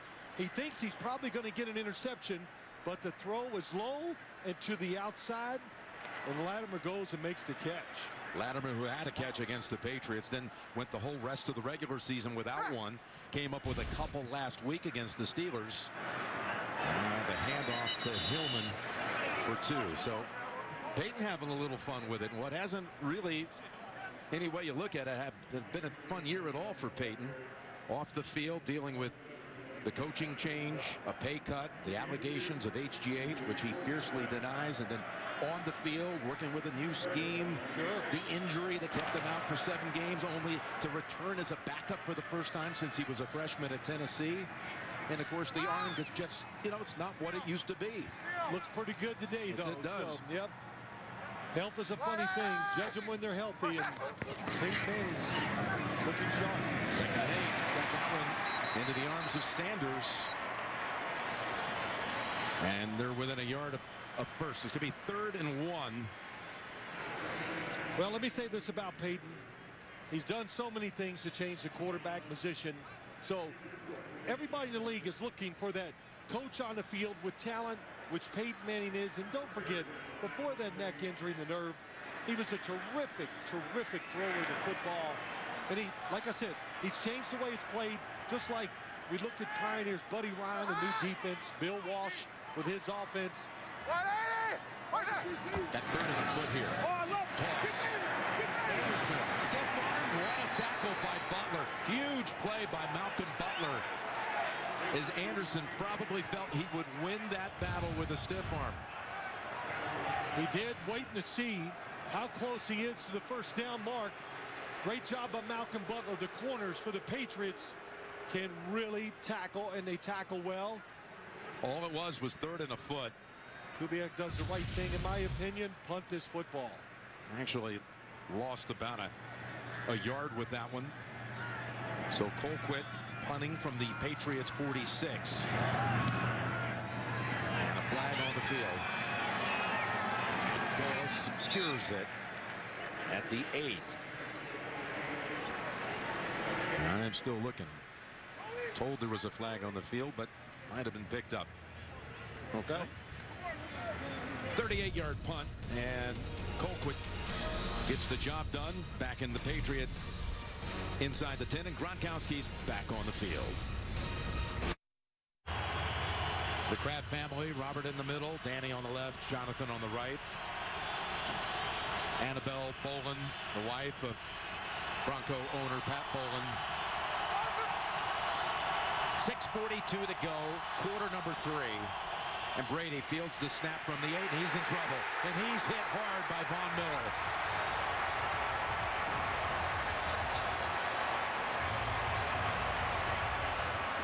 The Patriots even had an extra lineman in on this play, Cameron Fleming. Cameron Fleming on the outside to make it a bigger edge where Tom Brady would have more time, and it did not work out. Boy, what timing by Von Miller. The quick start. That's what they talked about. He's a sprinter. Somebody's got to hit him quicker than we just saw there. Usually running back, tight end, got to chip him. They run it out of the end zone, out of the gun. And Bolden fights for every inch to about the 5, nearly the 6. You know, when you're backed up, crowd noise, you got tremendous speed rushers, you got to help them out. We got a player down, Darian Stewart, who has an interception in this game.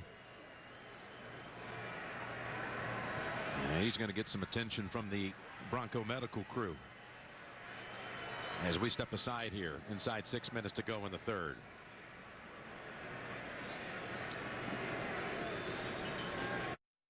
Darian Stewart has been replaced by Shiloh Ko. 3rd and 13 for Brady and the Patriots.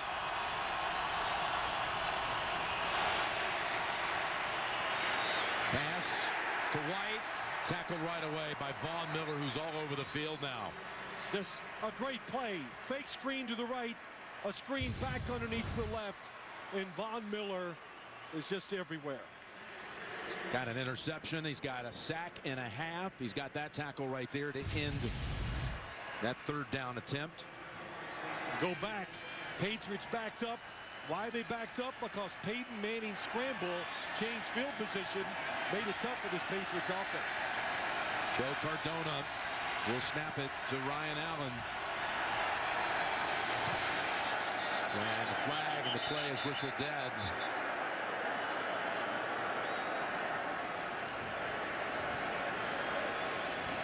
Before the ball was snapped, false start offense to the 53. Half the distance to the goal. It's 4th down.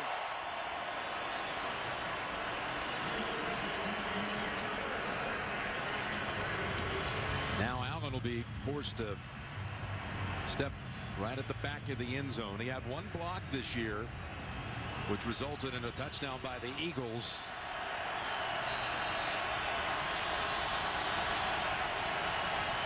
Norwood awaits the punt near midfield.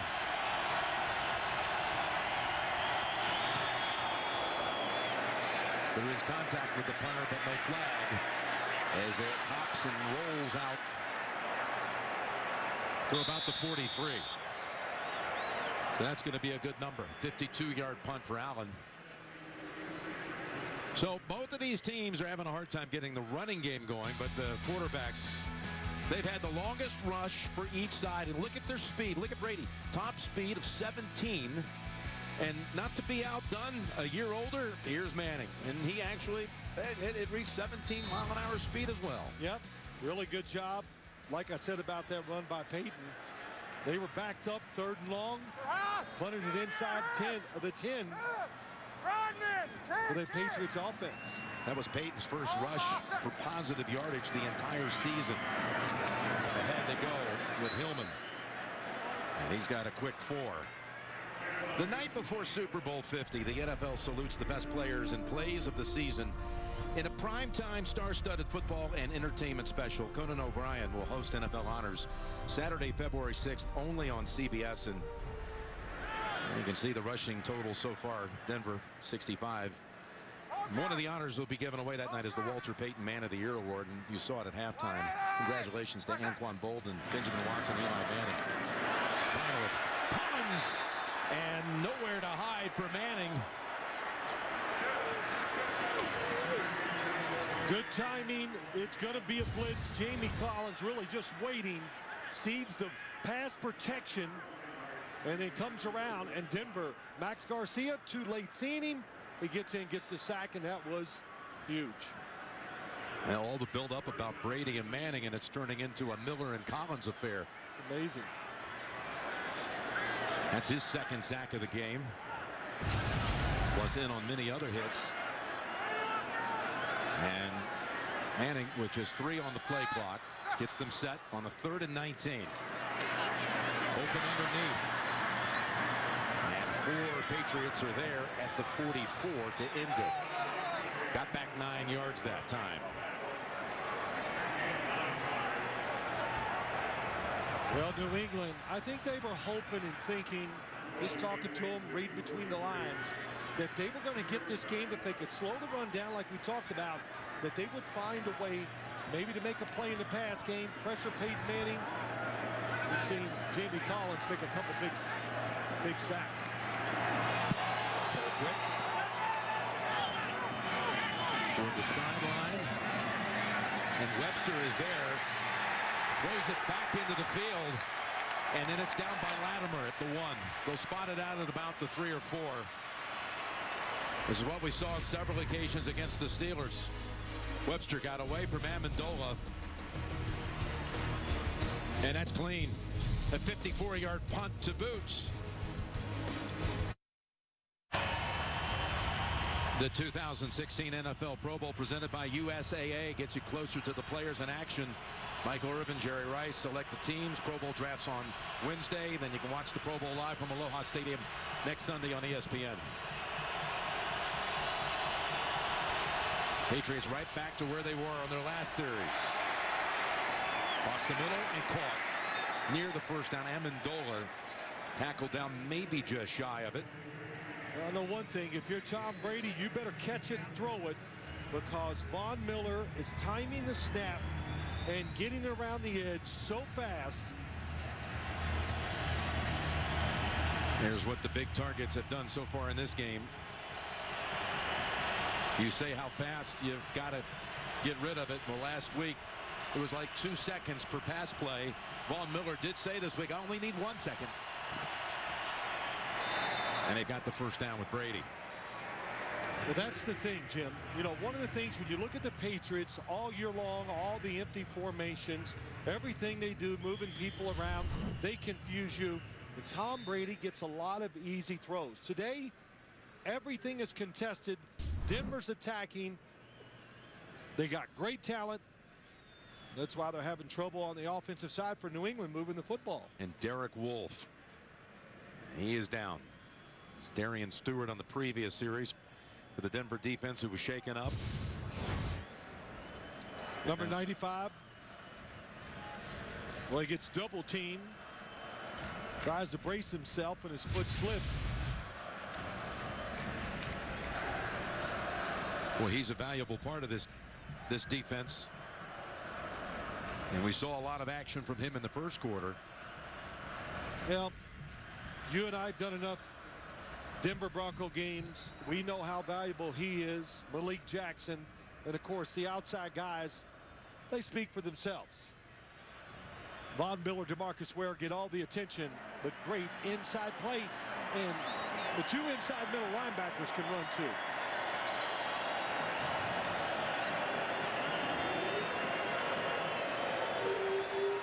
So Wolf able to get up and walk off on his own. First down for the Patriots coming up at the 16-yard line. Patriots still trying to figure out a way to get this offense moving. When you see a formation like this, well, he goes back in the shotgun. Need more time. That's the biggest factor for this offense. In the pocket, well protected. Gronkowski, the receiver. And it fouls out of bounds. He was drinking and hydrating during the break as he slips on the sideline during that Wolf injury. Still trying to get hydrated.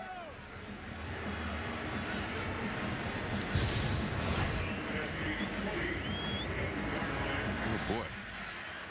Like what happened to Reggie Bush in St. Louis this year.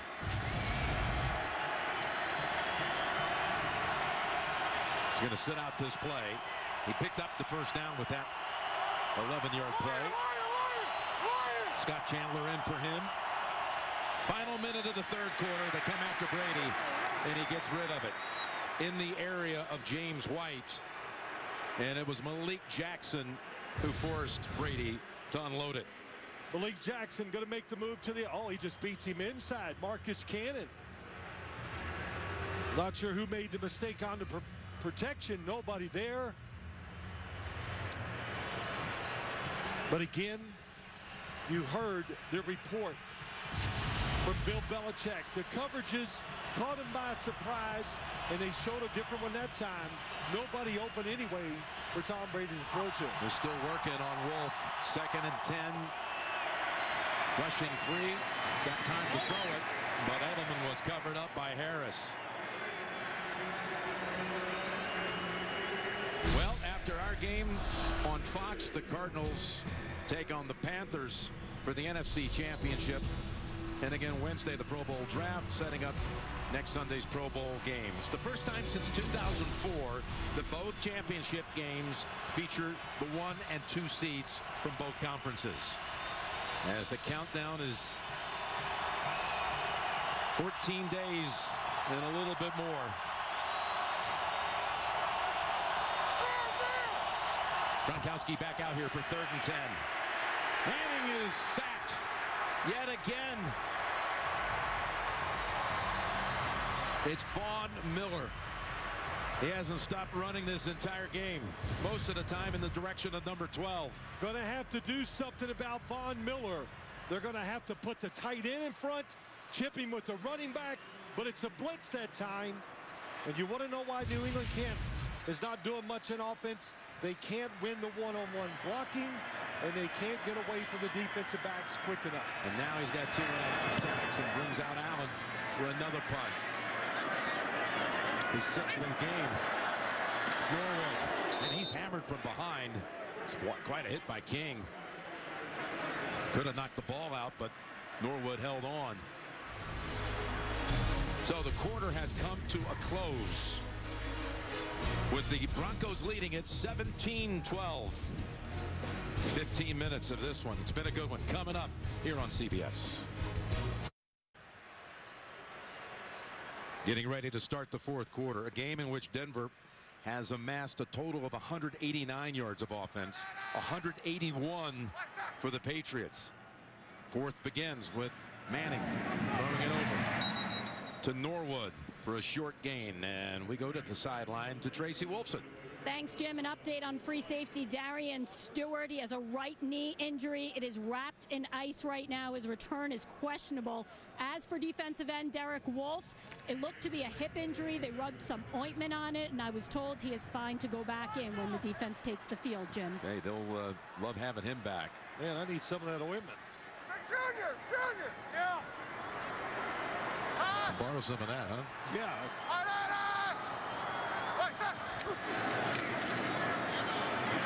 Second and 7 pass play pulled down by Sanders. Butler with the immediate tackle, and it's going to be 3rd and short yardage, and we go to Evan. We talked about Rob Gronkowski getting hydrated. Well, now he's on the ground having his legs massaged. He's also getting oxygen. No word yet from the Patriots, but lower legs being worked on and oxygen at this point for Gronk. A little bit of everything for Gronkowski. Yeah, everybody can say what they want. All the teams that we do, they visit out here. We don't talk about the altitude and this, but you know it's a problem. It is. Well, shoot, you and I walk up a flight of stairs. I'm breathing hard. You were winded. Extra lineman in for the Broncos. They failed in the 3rd quarter on a 3rd and 1.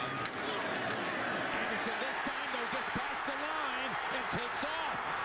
McCourty cuts off the angle near the 20.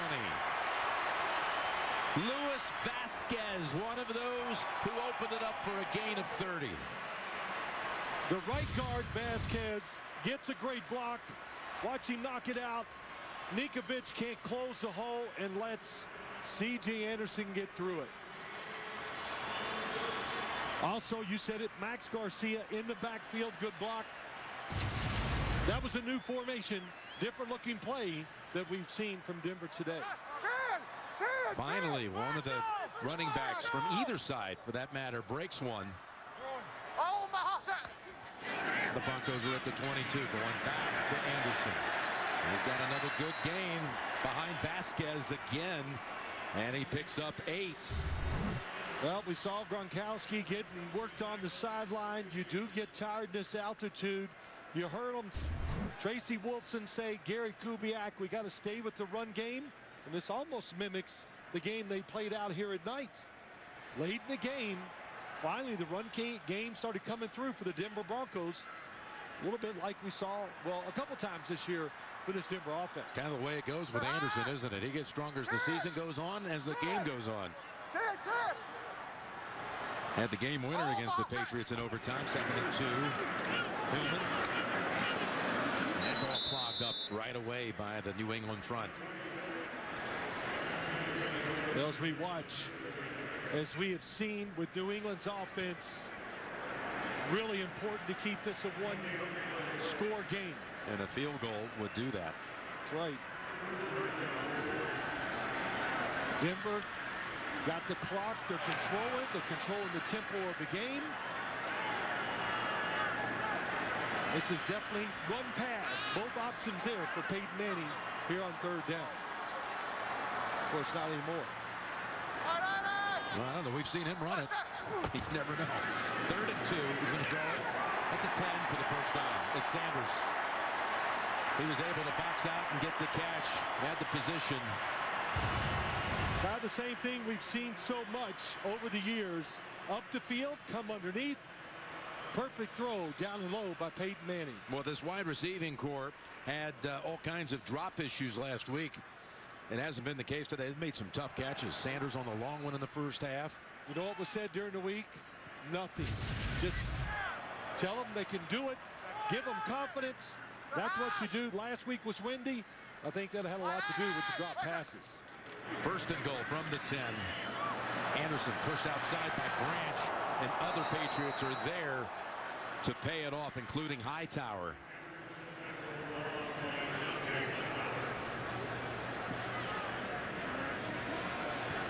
Alan Branch has been disruptive a number of times in this game.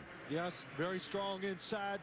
We said that. Branch, Malcolm Brown, Akeem Hicks, all big, tough matchups for the interior offensive line of the Denver Broncos. When I say big, I mean even big by NFL standards. 2nd and goal. Now at the 13. His experienced receivers on the right side, but he's looking down the middle, and it's thrown over the top of everyone in the direction of Daniels. McCourty was back there on full coverage. I think Jamie Collins has seen enough of these double moves today by Owen Daniels. Little hook and go. He's underneath. McCourty behind. Nowhere to throw the football.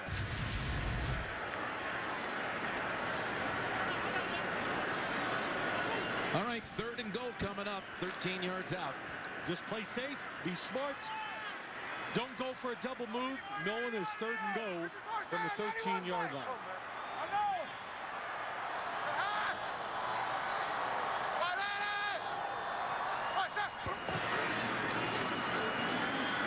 End zone bound and incomplete. Norwood was the target. It came on a blitz, very surprised. Norwood had Coleman beat.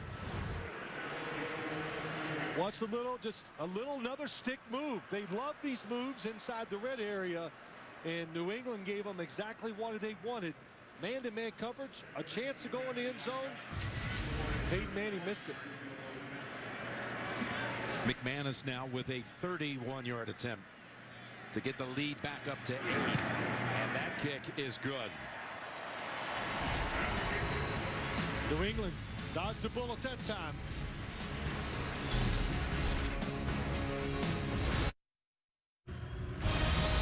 Today's Next Gen Stats are brought to you by Mercedes-Benz, the best or nothing. And how about this in some 33 minutes? Again at the Next Gen Stats presented by Mercedes-Benz, and take it away, Phil. Here you go. Well, Rob Gronkowski, what has he done today? Such a big focus by us and everybody before the game. 8 targets, 4 receptions.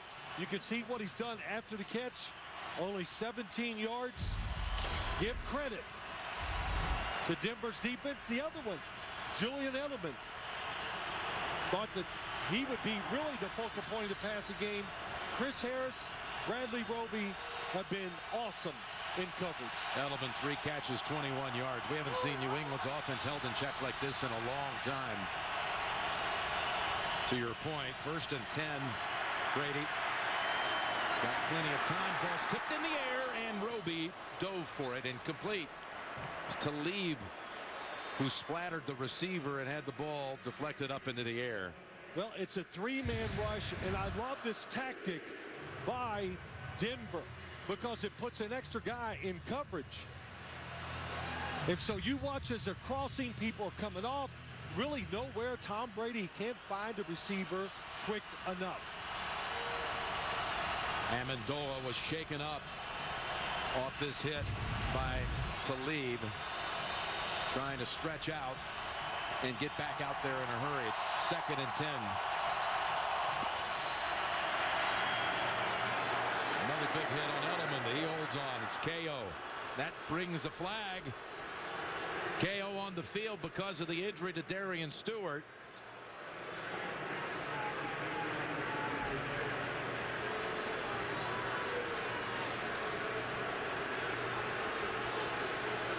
Well, they're discussing, was it a defenseless receiver?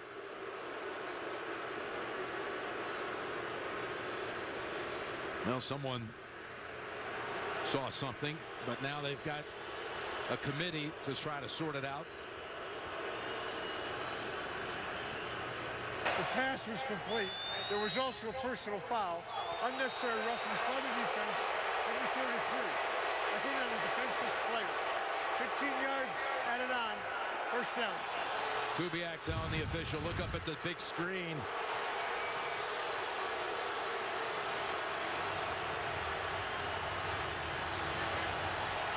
Well, as you watch it, Julian Edelman's actually lowered himself to protect, and it is helmet to helmet. So the call by the rules, it's correct. Yeah, absolutely.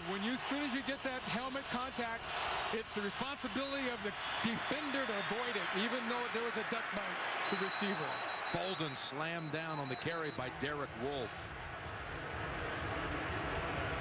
Pick up a 4 as we approach 9 minutes remaining.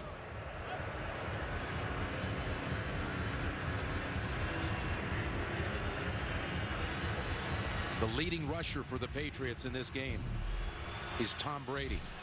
3 carries for 13 yards. Putting Gronkowski to the side of Von Miller, hoping that helps out Marcus Cannon. 2nd and 6. He's got Bolden out of the backfield. He's got 1st down yardage. Stepping out at the 44 of the Broncos. On Super Bowl Sunday, Pepsi presents the biggest concert of the year, the Pepsi Super Bowl 50 halftime show. And for the first time ever, Pepsi is giving fans exclusive behind-the-scenes access. As the show comes together, go to Pepsi.com for more details.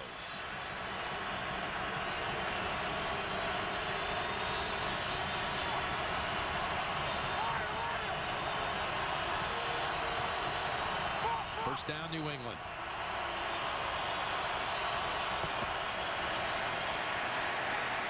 Brady steps up from the pressure. He's got time, tries to get balanced, and he throws it over the head of Gronkowski. Never quite got the feet set. No, you know why? Because he keeps looking for somebody. He expects pressure. It's another three-man rush, and just watch how it unfolds. The extra defender, they're looking for all the short throws underneath. Everybody covered, nowhere to throw. T.J. Ward now is the latest Bronco to be shaken up. T.J. Ward out. It's suddenly a very thin secondary for the Broncos. Having trouble lining up. They got to call a timeout. And they're calling a timeout. They've got their two starting safeties both out, both Stewart and Ward. Well, that's the reason why. 5 wide receivers. It's a 30-second timeout.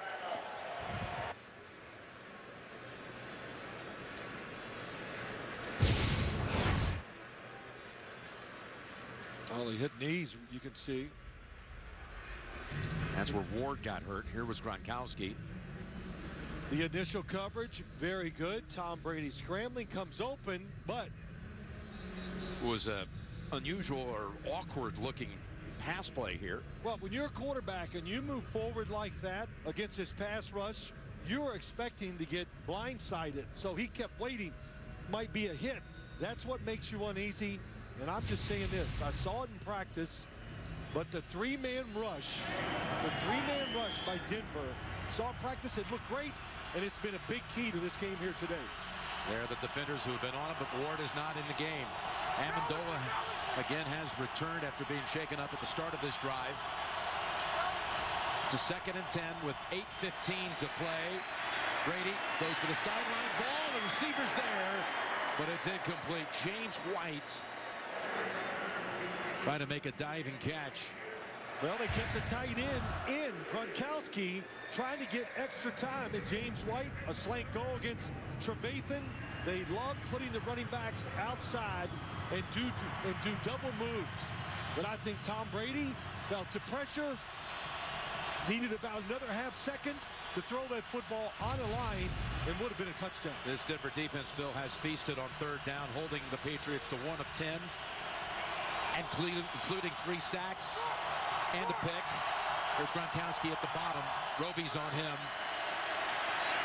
Pass rifled across the middle, and it's caught by Edelman at the 26. Might be the best throw of the day by Tom Brady. Edelman going to go down. The safeties are deep, and he throws it hard, right on target. Perfect spiral. And there's KO on the tackle, picked up 19. Well, KO couldn't get there quick enough to break it up. Peyton's going to switch seats. Maybe he's superstitious. 1st and 10, Patriots, 25-yard line. White covered up right away. Trevathan first to get there. Barrett the second. Loss of 1. And let's take a look at our nationwide Skycam.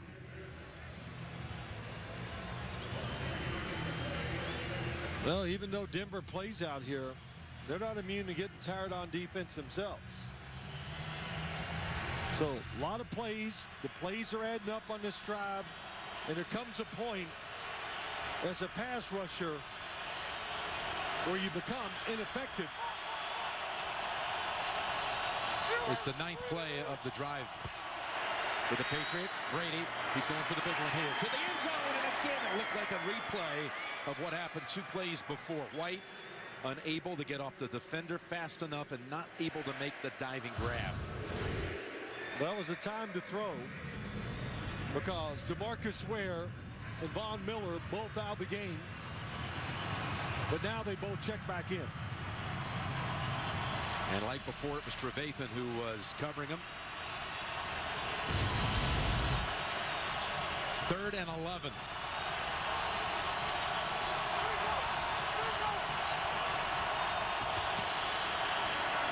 They go underneath. One hit on Amendola. Ducks for the other one. Still comes up about a yard shy. He escaped Bush and Talib. Picks up 10, and now what do you do? 4th down and short. Bill Belichick is going to go for it.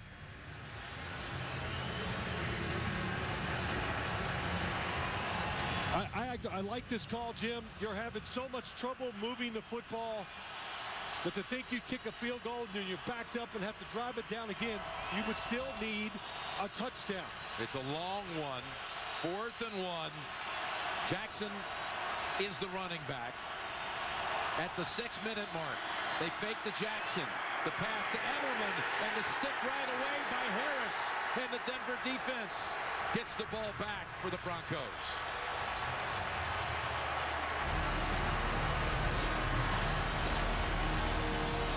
Chris Harris stays in position to make the tackle and stop the 4th down play.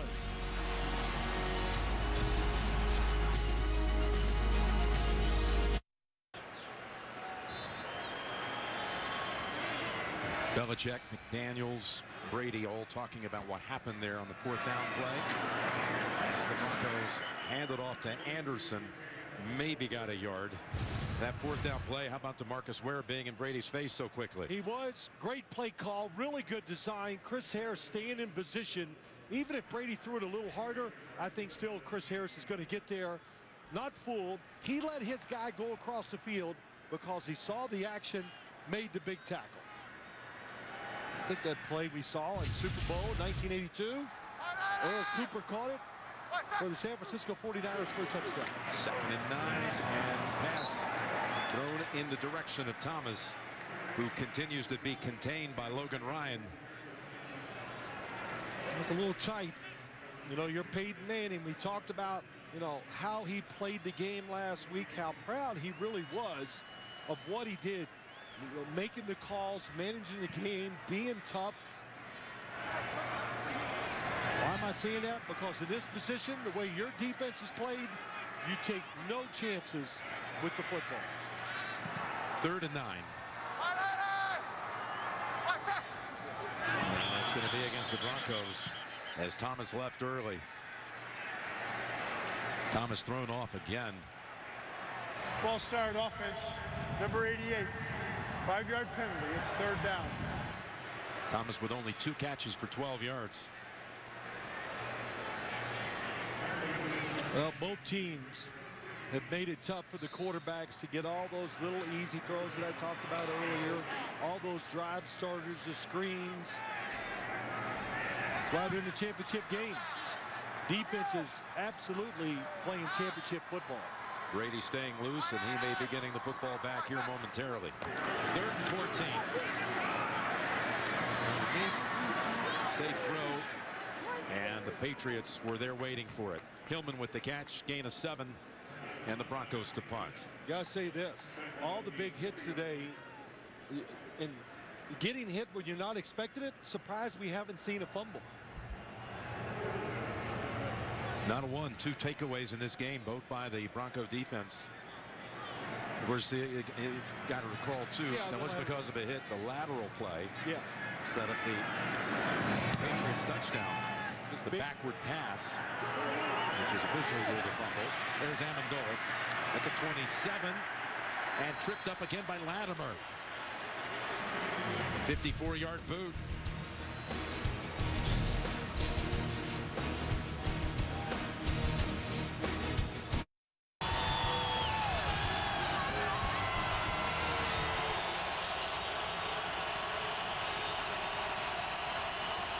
Well, you see what the quarterbacks have done in this game, and now Brady hoping to put together a drive and do what he's done best. Come through in the clutch.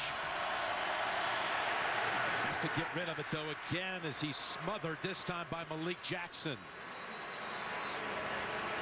I think Von Miller's who pushes him out to let Malik Jackson get the sack. You know, just the crowd noise. 5 wide receivers. It is truly just one-on-one. And Von Miller's start is just quicker than Marcus Cannon's. Officially 4 sacks. Of course, that incompletion was very close to the 5th one, but 4 sacks, and how many other times have they knocked him down? 2nd and 10. Not time for this one. And he's able to zing it in there. Ball squirts out, but it's a catch by James White, who's become a very big target here in the late going. Gain of 16. Top of the screen, James White. Wow, really good throw. Just sticks it in there, and he's running. Ball does come loose. Tell you what, if you're Denver, would you challenge that as White, looks like James White, though, reaches out, gets control of it again. Was it a completion for sure? Did he have enough football moves? Yes, he did. A couple steps and a move. From the pocket again, across the middle, Gronkowski hurtling down all the way to the Broncos 27 as he flips it back to the officials, and the Patriots are in business after that 29-yard play. Watch Gronkowski, little fake, goes right down the middle. Looks like the play that Owen Daniels scored for a touchdown. Beat the linebacker, make that little move. Tom Brady steps up. This time it's DeMarcus Ware. The outside pressure, relentless. Brady knows he's got to make quick decisions, get rid of the football. Approaching 3 minutes to go. From the 28. It's Gronkowski again, and pushed back by Harris. They'll give him 5 with the forward progress. And again, in the first quarter, after the Steven Jackson touchdown from a yard out, Gostowski missed the point after. And you know, it's not one of those where they missed a field goal that can change the way you manage the game. This game hasn't changed because of that extra point. You understand what I'm saying? In other words, both teams have managed it the same way. Play calls wouldn't have changed. Just a big miss. 2nd and 5, and incomplete in the direction of White. Now flag comes in. It's going to be a hold call against the Broncos.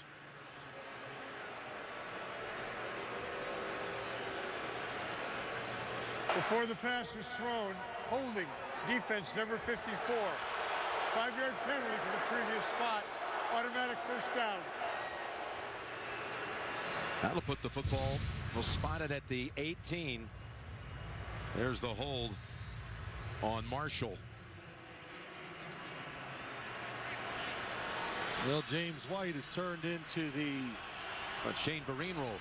Yep, the target. They love the matchup, inside or outside, against the linebacker.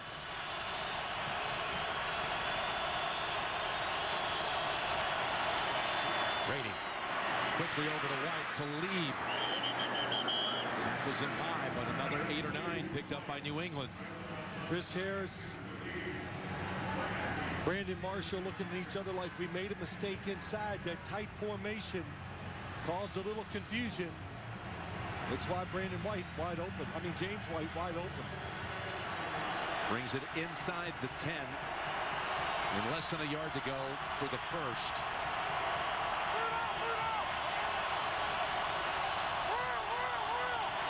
Split out 5 wide on 2nd and short. Coming in on Brady. Pass. He had to unload it because Ware was all over him. DeMarcus Ware playing in his first ever championship game. Coming from the outside.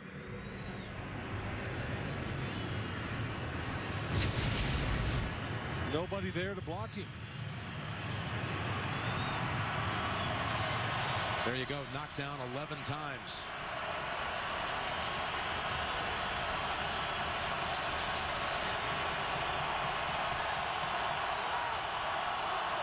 And inside of a yard to go. Gronkowski, top of the screen. Snake by Brady. And flag is out. Broncos stopped him, which is a rare sight. Before the ball was snapped, ball start, offense. Number 61. 5-yard penalty. It's 3rd down. Called on Marcus Cannon, and suddenly you got now 3rd and 6.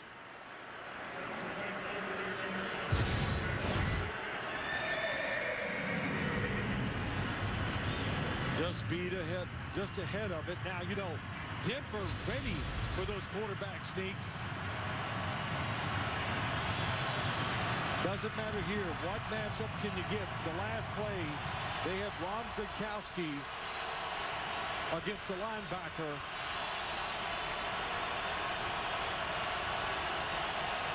Not this time. Gronkowski line up on the right side of the line. 3rd and 6. Quickly unloaded for the first down, and the ball comes out at the end. Amendola had the catch. Denver has the football. They rule it incomplete. 4th down. They're going to go for it again. Yeah, they have to go for it. It's a bang-bang play.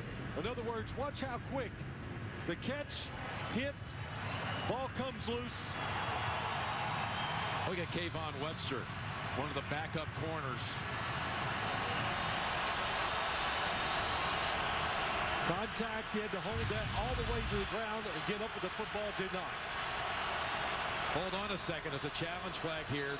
Denver's going to present the argument that it was a catch and that he was down. Or the ball came out before he was down. Denver is challenging the ruling on the field that the pass was incomplete.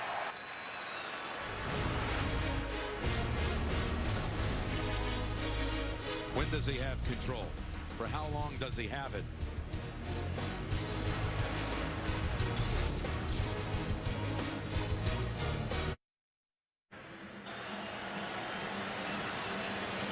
Coming out of a Bronco challenge. And Ed Hockley has the ruling. The ruling on the field is confirmed. The receiver never had complete control of the ball. It was an incomplete pass. Denver is charged with their 2nd timeout. Okay, what it does now, it sets up 4th and 6. Here it is one more time. The Patriots had plenty of time now to discuss their options for this crucial play coming up.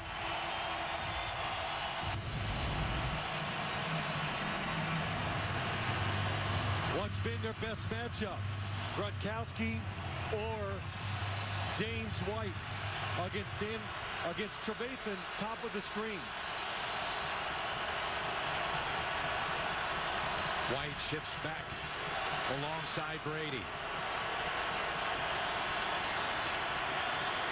Pocket collapsing. Brady throws it off his back foot, and it's tipped away. They were going for Gronkowski. He had 3 Broncos around him, and Gronkowski claims it was contact.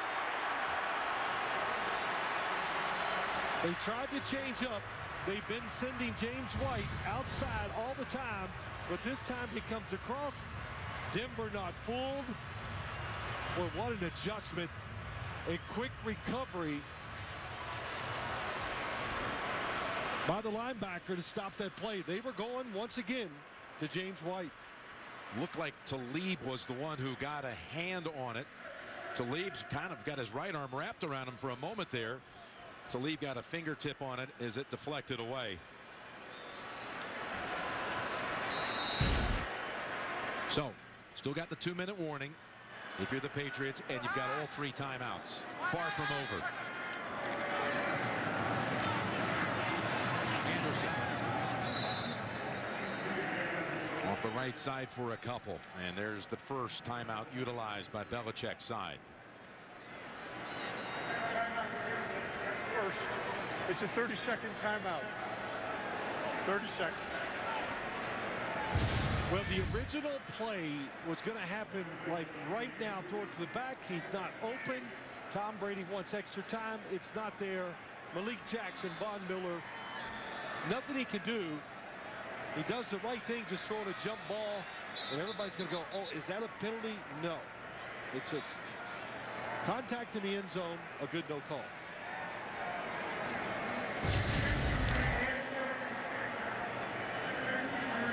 James Ferentz has come into the Bronco lineup. There he is, offset in the backfield. Anderson, the deep back in 2nd and 8. And the Patriots close him down just after the handoff, and they take another timeout at 2:09 to go.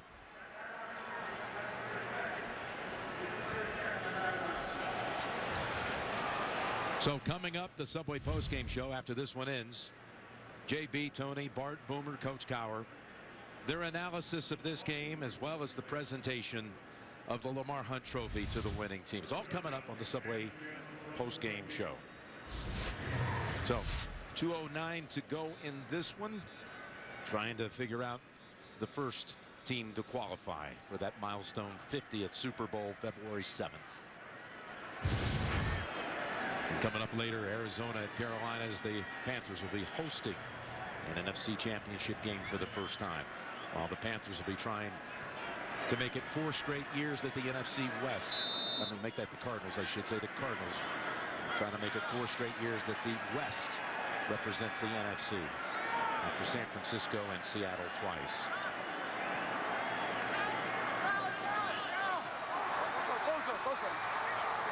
Third and 10, and Manning from the gun. Goes down the sidelines, got a man there, and is batted down. Beautifully covered by Butler.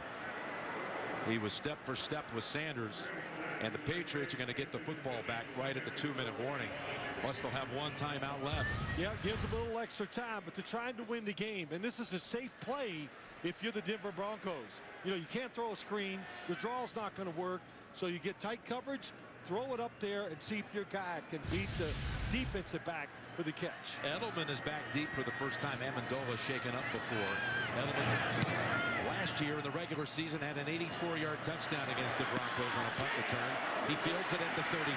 Edelman, little stunner step move, and slips through 1 tackle and gets all the way to the 50.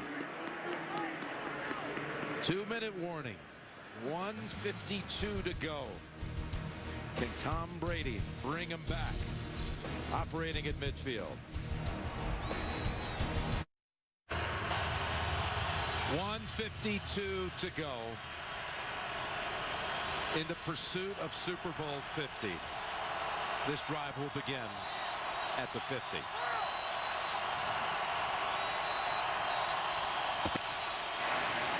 Brady heaving it down the field. The receiver was White, and he had his hands on it for a moment but couldn't hold on. Got exactly what they wanted. They got both safeties in the middle of the field, and they get one-on-one on the outside. And this is the matchup we've been talking about. This is what they want. James White against the linebacker. That time it was Brandon Marshall.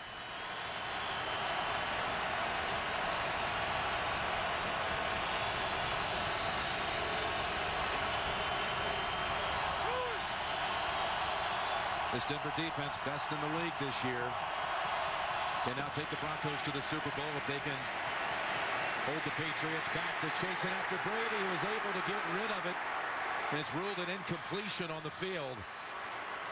That was DeMarcus Ware who grabbed him by the leg from behind. Watch down the field. Gronkowski inside. He's not running full speed. The crosses are covered. The end cut was covered. That was perfect. Gronkowski really struggling to run. Chris Harris is on him. Left side, nobody. Safety's going to come to LaFell. So where do you throw it? You throw it away. The story of the game. Protect him. Tom Brady. And the guy's not getting open consistently enough. 3rd and 10, and again they're on Brady. He unloads it just in time. And Ware has been making plays in this quarter. He's been in the backfield a handful of times, and he was on this occasion. On the outside, what do they do? Again, pressure. And Wade Phillips is a pressure coach. They're not backing off, giving the easy completions, and the Patriots cannot shake it. So for the 3rd time in this quarter, the Patriots face 4th down. The Broncos have not allowed a 4th down conversion over a long span, the last 10 attempts by an opponent. This one could close it out. Brady, though, goes down the field to Gronkowski, and he has the football at the 10-yard line. He was double covered. And what happens when you're double covered? Who's got him deep? In and out. Look at that. So, I got him inside. You got him outside. Gronkowski goes right down the middle, and that was a beautiful throw by Tom Brady on 4th down.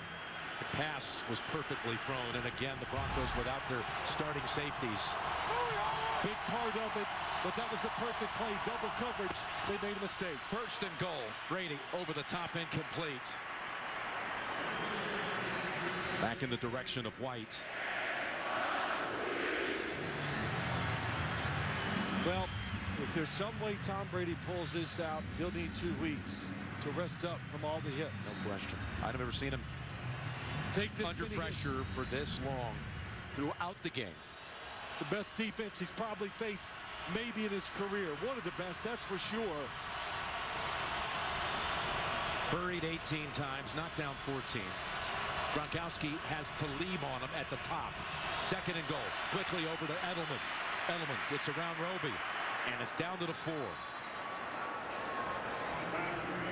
Finally tripped up by Webster, and the clock is running. Patriots have the 1 timeout. So 3rd and goal to go. Some confusion, it looks like, on the Denver defense. Well, they brought in substitutions. They got Roby down here in the bottom on Gronkowski. Brady looked his way. He's hit and throws incomplete. And now the AFC Championship's going to come down to this very next snap. Well, you say it. What happens, and it's happened all day long. The pressure on Tom Brady, but he wants to go to Gronkowski, but all the different changes that Wade Phillips has made to hit him double covered, nowhere to go.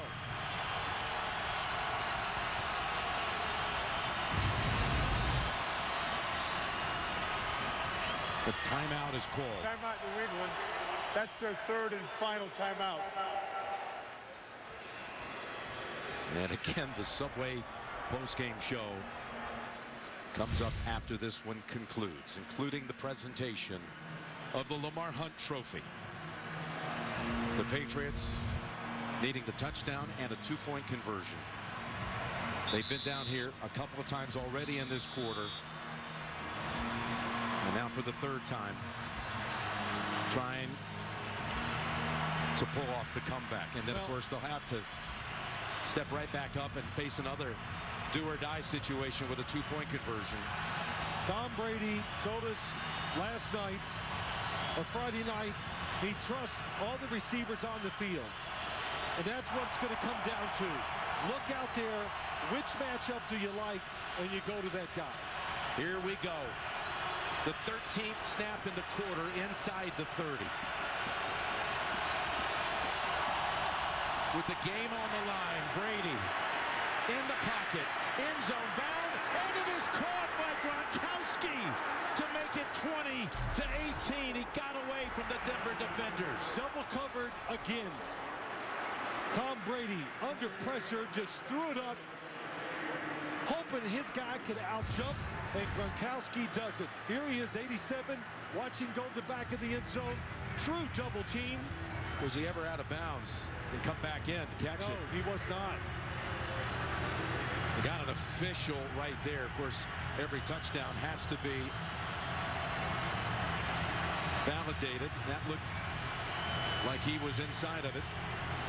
Perfect coverage. They had it just the size of Gronkowski. 6'6", goes over Chris Harris. Touchdown stands. Here we go. Timeouts called by the Broncos. Timeout Denver. That's their 3rd and final timeout. 30 seconds. And what a job by Tom Brady. The 4th down throw, 2 4th down throws. But the first one was clear. That one, he was going to get sacked, so he just gave his guy a chance, and Rob Gronkowski made the play. And remember, they had a 4th down play earlier in this drive when Brady heaved it down the field to Gronkowski. And back in the first quarter, Gostowski missed the PAT. A lot of things have happened since then, course of the game, but that's why they're at this point right now facing a 2 to try to force overtime. And they've got Amendola back for this play. He's been out this whole drive up until this 2-point conversion.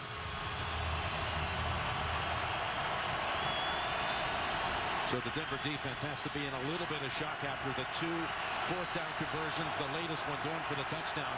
But they must regroup here because one stop takes them to the Super Bowl.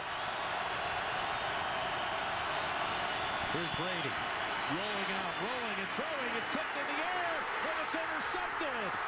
It's intercepted by Roby. He lost the football back at the 20, but it doesn't matter. It was tipped by Talib, and the Denver defense saves it at the end.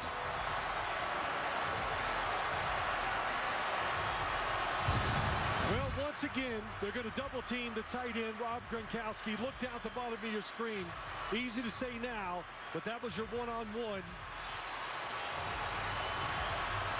And as we've said all day long, pressure made Brady move. Talib was the one who tipped it. Roby, who has a nose for the football. We've seen that over the course of his 2 years. He ended up making the pick. And Brady's season, which has been a remarkable season, so undermanned across the whole offense to get him to this point. And Peyton Manning begins the celebration here as now Gostowski will get set for an onside kickoff. Watching Manning through that last series reminded me so much of 9 years ago when we were at the AFC Championship game in Indianapolis, and he was sitting on that sideline and could barely watch. Came back from a 21-3 deficit. The Patriots have a high number of different onside kicks. You always got to be alert for the one right down the middle where the kicker tries to recover. They have actually had 2 successful onside kicks this year after having 2 in their entire history before that. And it's recovered by KO.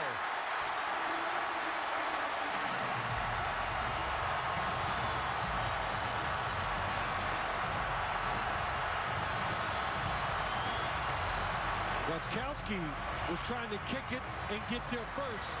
KO, great job of reading it, caught it on the hop. Have to clear off the field here because we're one official kneel down away. And it's going to be one triumphant kneel down for Peyton and these Denver Broncos. There weren't a whole lot of people giving them a chance coming into this one. Well, he did it once again. 17 of 32, 176 yards, the 2 touchdown passes in the first half, and the defense came through so many times for Denver today. Denver wins it, heading to Super Bowl 50.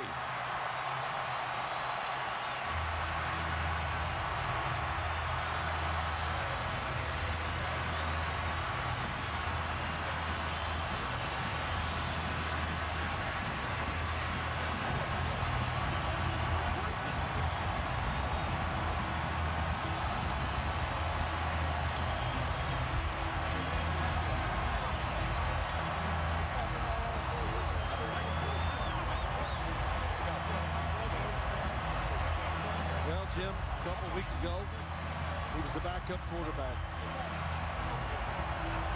Backup quarterback for the first time since he was a freshman in college. Came off the bench week 17. Got the Broncos restarted. Gave them a spark. Won the division 1-1 seed.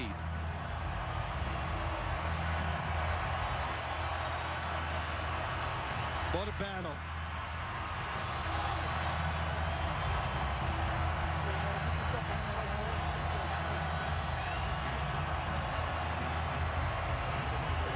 It was the first time in history that 2 quarterbacks met for the 5th time in postseason history.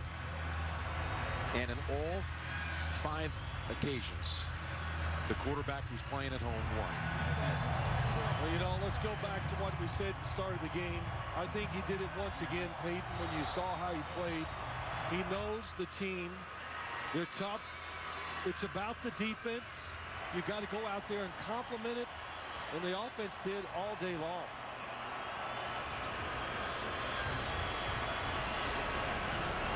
Everyone around the Patriots will tell you they had never seen, if it was possible, to have more motivation or a bigger chip on your shoulder They had never seen Tom Brady so laser focused like he was this season. Well, it could have been true, or it is, but he's always laser focused. Tom Brady always finds something to draft, whatever it is, discount him, to drive himself and the football team. But they ran up against a Super Bowl defense in the Denver Broncos, and they just couldn't make enough plays today to win the game. Denver as a franchise is going to the Super Bowl for the 8th time. That's tied for the most in history, along with the Patriots, the Cowboys, and the Steelers, all of them with 8 trips. Gary Kubiak, in his first year as the head coach of the Broncos, takes the team he played for to the promised land, taking them to the Super Bowl.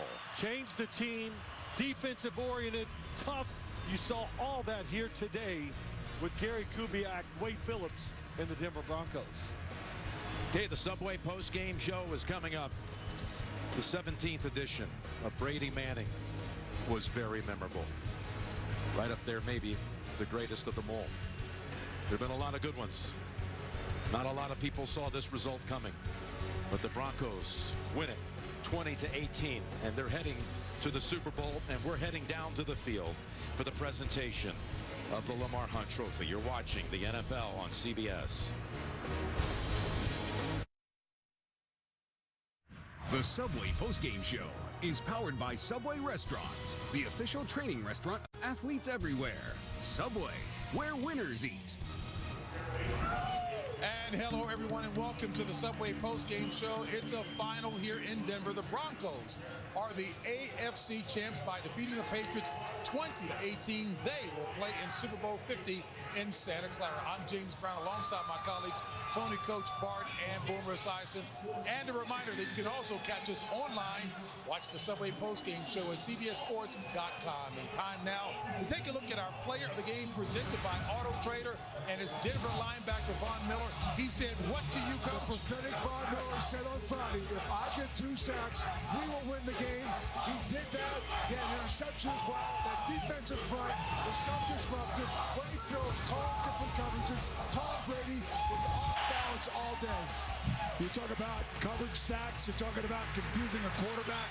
But at the end of the game, I just want to know why on their second to last possession, the Patriots didn't kick the field goal, kick off to Peyton Manning and his offense, who were doing very little in the second half, and then get the ball back and drive for a touchdown to win the game. Well, I tell you what, you never know when your number's going to be called, and Danny Trevathan played a huge role in stopping James White as they tried to exploit that matchup late in the game. He stood up, and he stood tall. I tell you what, this was just one heck of a game. We talked about it being this last chance rivalry between Peyton and Tom, and they couldn't have delivered better as far as I'm concerned. And the way Peyton Manning played, no turnovers, pretty efficient with the football. My hat's off to him the way he played. This is just an outstanding football game. Well, the question coming in was, could Wade Phillips design a plan to apply pressure to Tom Brady, and that quick release?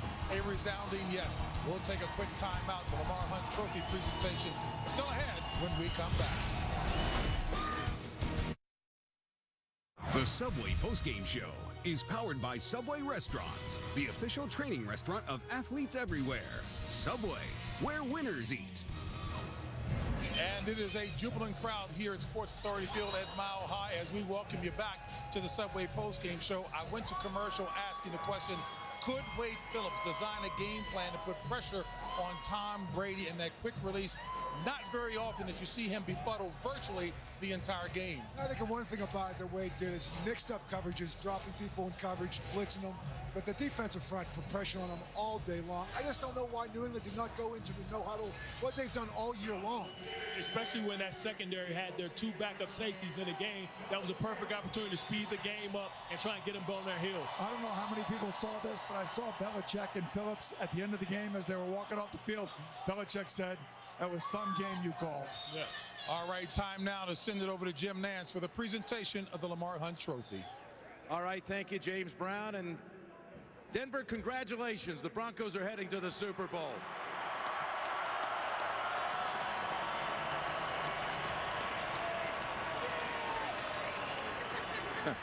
I'm up here with Annabelle Bolin, wife of Broncos owner Pat Bolin, John Elway, Gary Kubiak, the Bolin family, and Terrell Davis is here to present the Lamar Hunt Trophy to the Bolin family. Bronco family, let's give a big old round of applause to 2015 AFC champion Broncos! Yeah! And it's my pleasure to give this trophy to Annabelle Bolin for Pat Bolin, the Lamar Hunt Trophy for the AFC champions. Here you go, Annabelle. I'll hold it for you, Annabelle. Terrell, you hold it. Okay. You hold it. I talk now? Yeah, you may. Okay. On behalf, okay. On behalf of my husband Pat and the Bolin family, I want to congratulate John Elway, Coach Kubiak, our players, and most importantly, the most incredible fans in the NFL.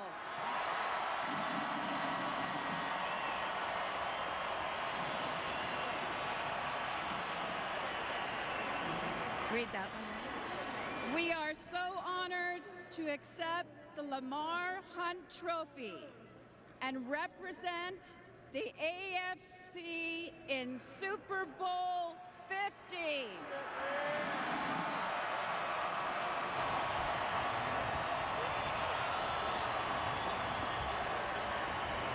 Let's get it done for Pat and go Broncos! Congratulations, Annabelle. And this trophy, we're going to bring it over here, if you don't mind, to this gentleman by your side. John Elway, ladies and gentlemen, put this team together, and you brought back your old roommate, and in his first year, he comes in and wins the AFC Championship. Congratulations, John. Well, thank you. I tell you what, we couldn't have done it with all the fans here today, but Gary and his whole staff just did a tremendous job, really stepped into a hot seat, and they proved everybody right here the fact that he did a tremendous job. Well, you need to get your hands on that trophy. So I'm going to pass this along here. And while you hold that up, let me slip in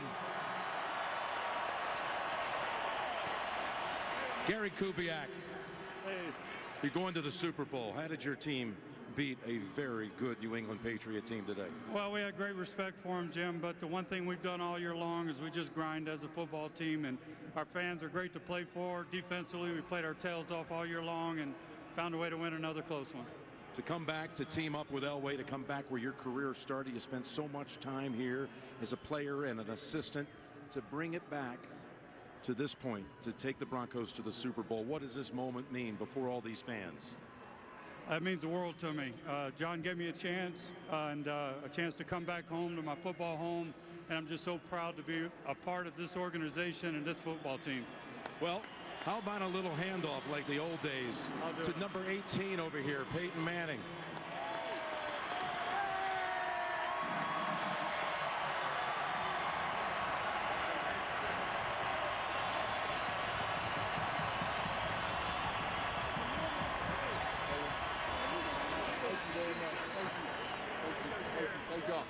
Peyton, you now break the mark that belonged to John Elway. He was previously the oldest quarterback to ever take a team to the Super Bowl, and now that great honor belongs to you. At this stage in your career, tell me about the fact you're going back to the Super Bowl. That's a tremendous honor, Jim.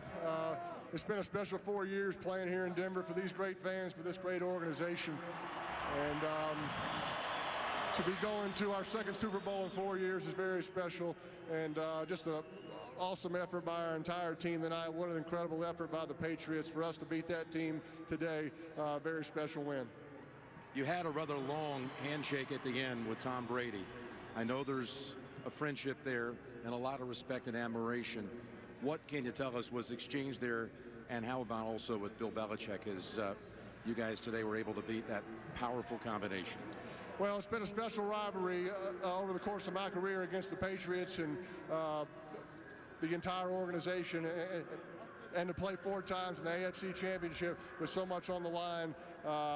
Those games have been very special, so I just wanted to take the time to share with Tom and Bill how much respect I have for them and just what special coaches and players they are. Peyton, congratulations. You were going back to the Super Bowl, and to all of your teammates of the Broncos, some very big performances by this defense. And we're going to send it back to James Brown and all the crew as Von Miller and all the Broncos celebrate their AFC title here today. A game-long effort that got it done in superb fashion.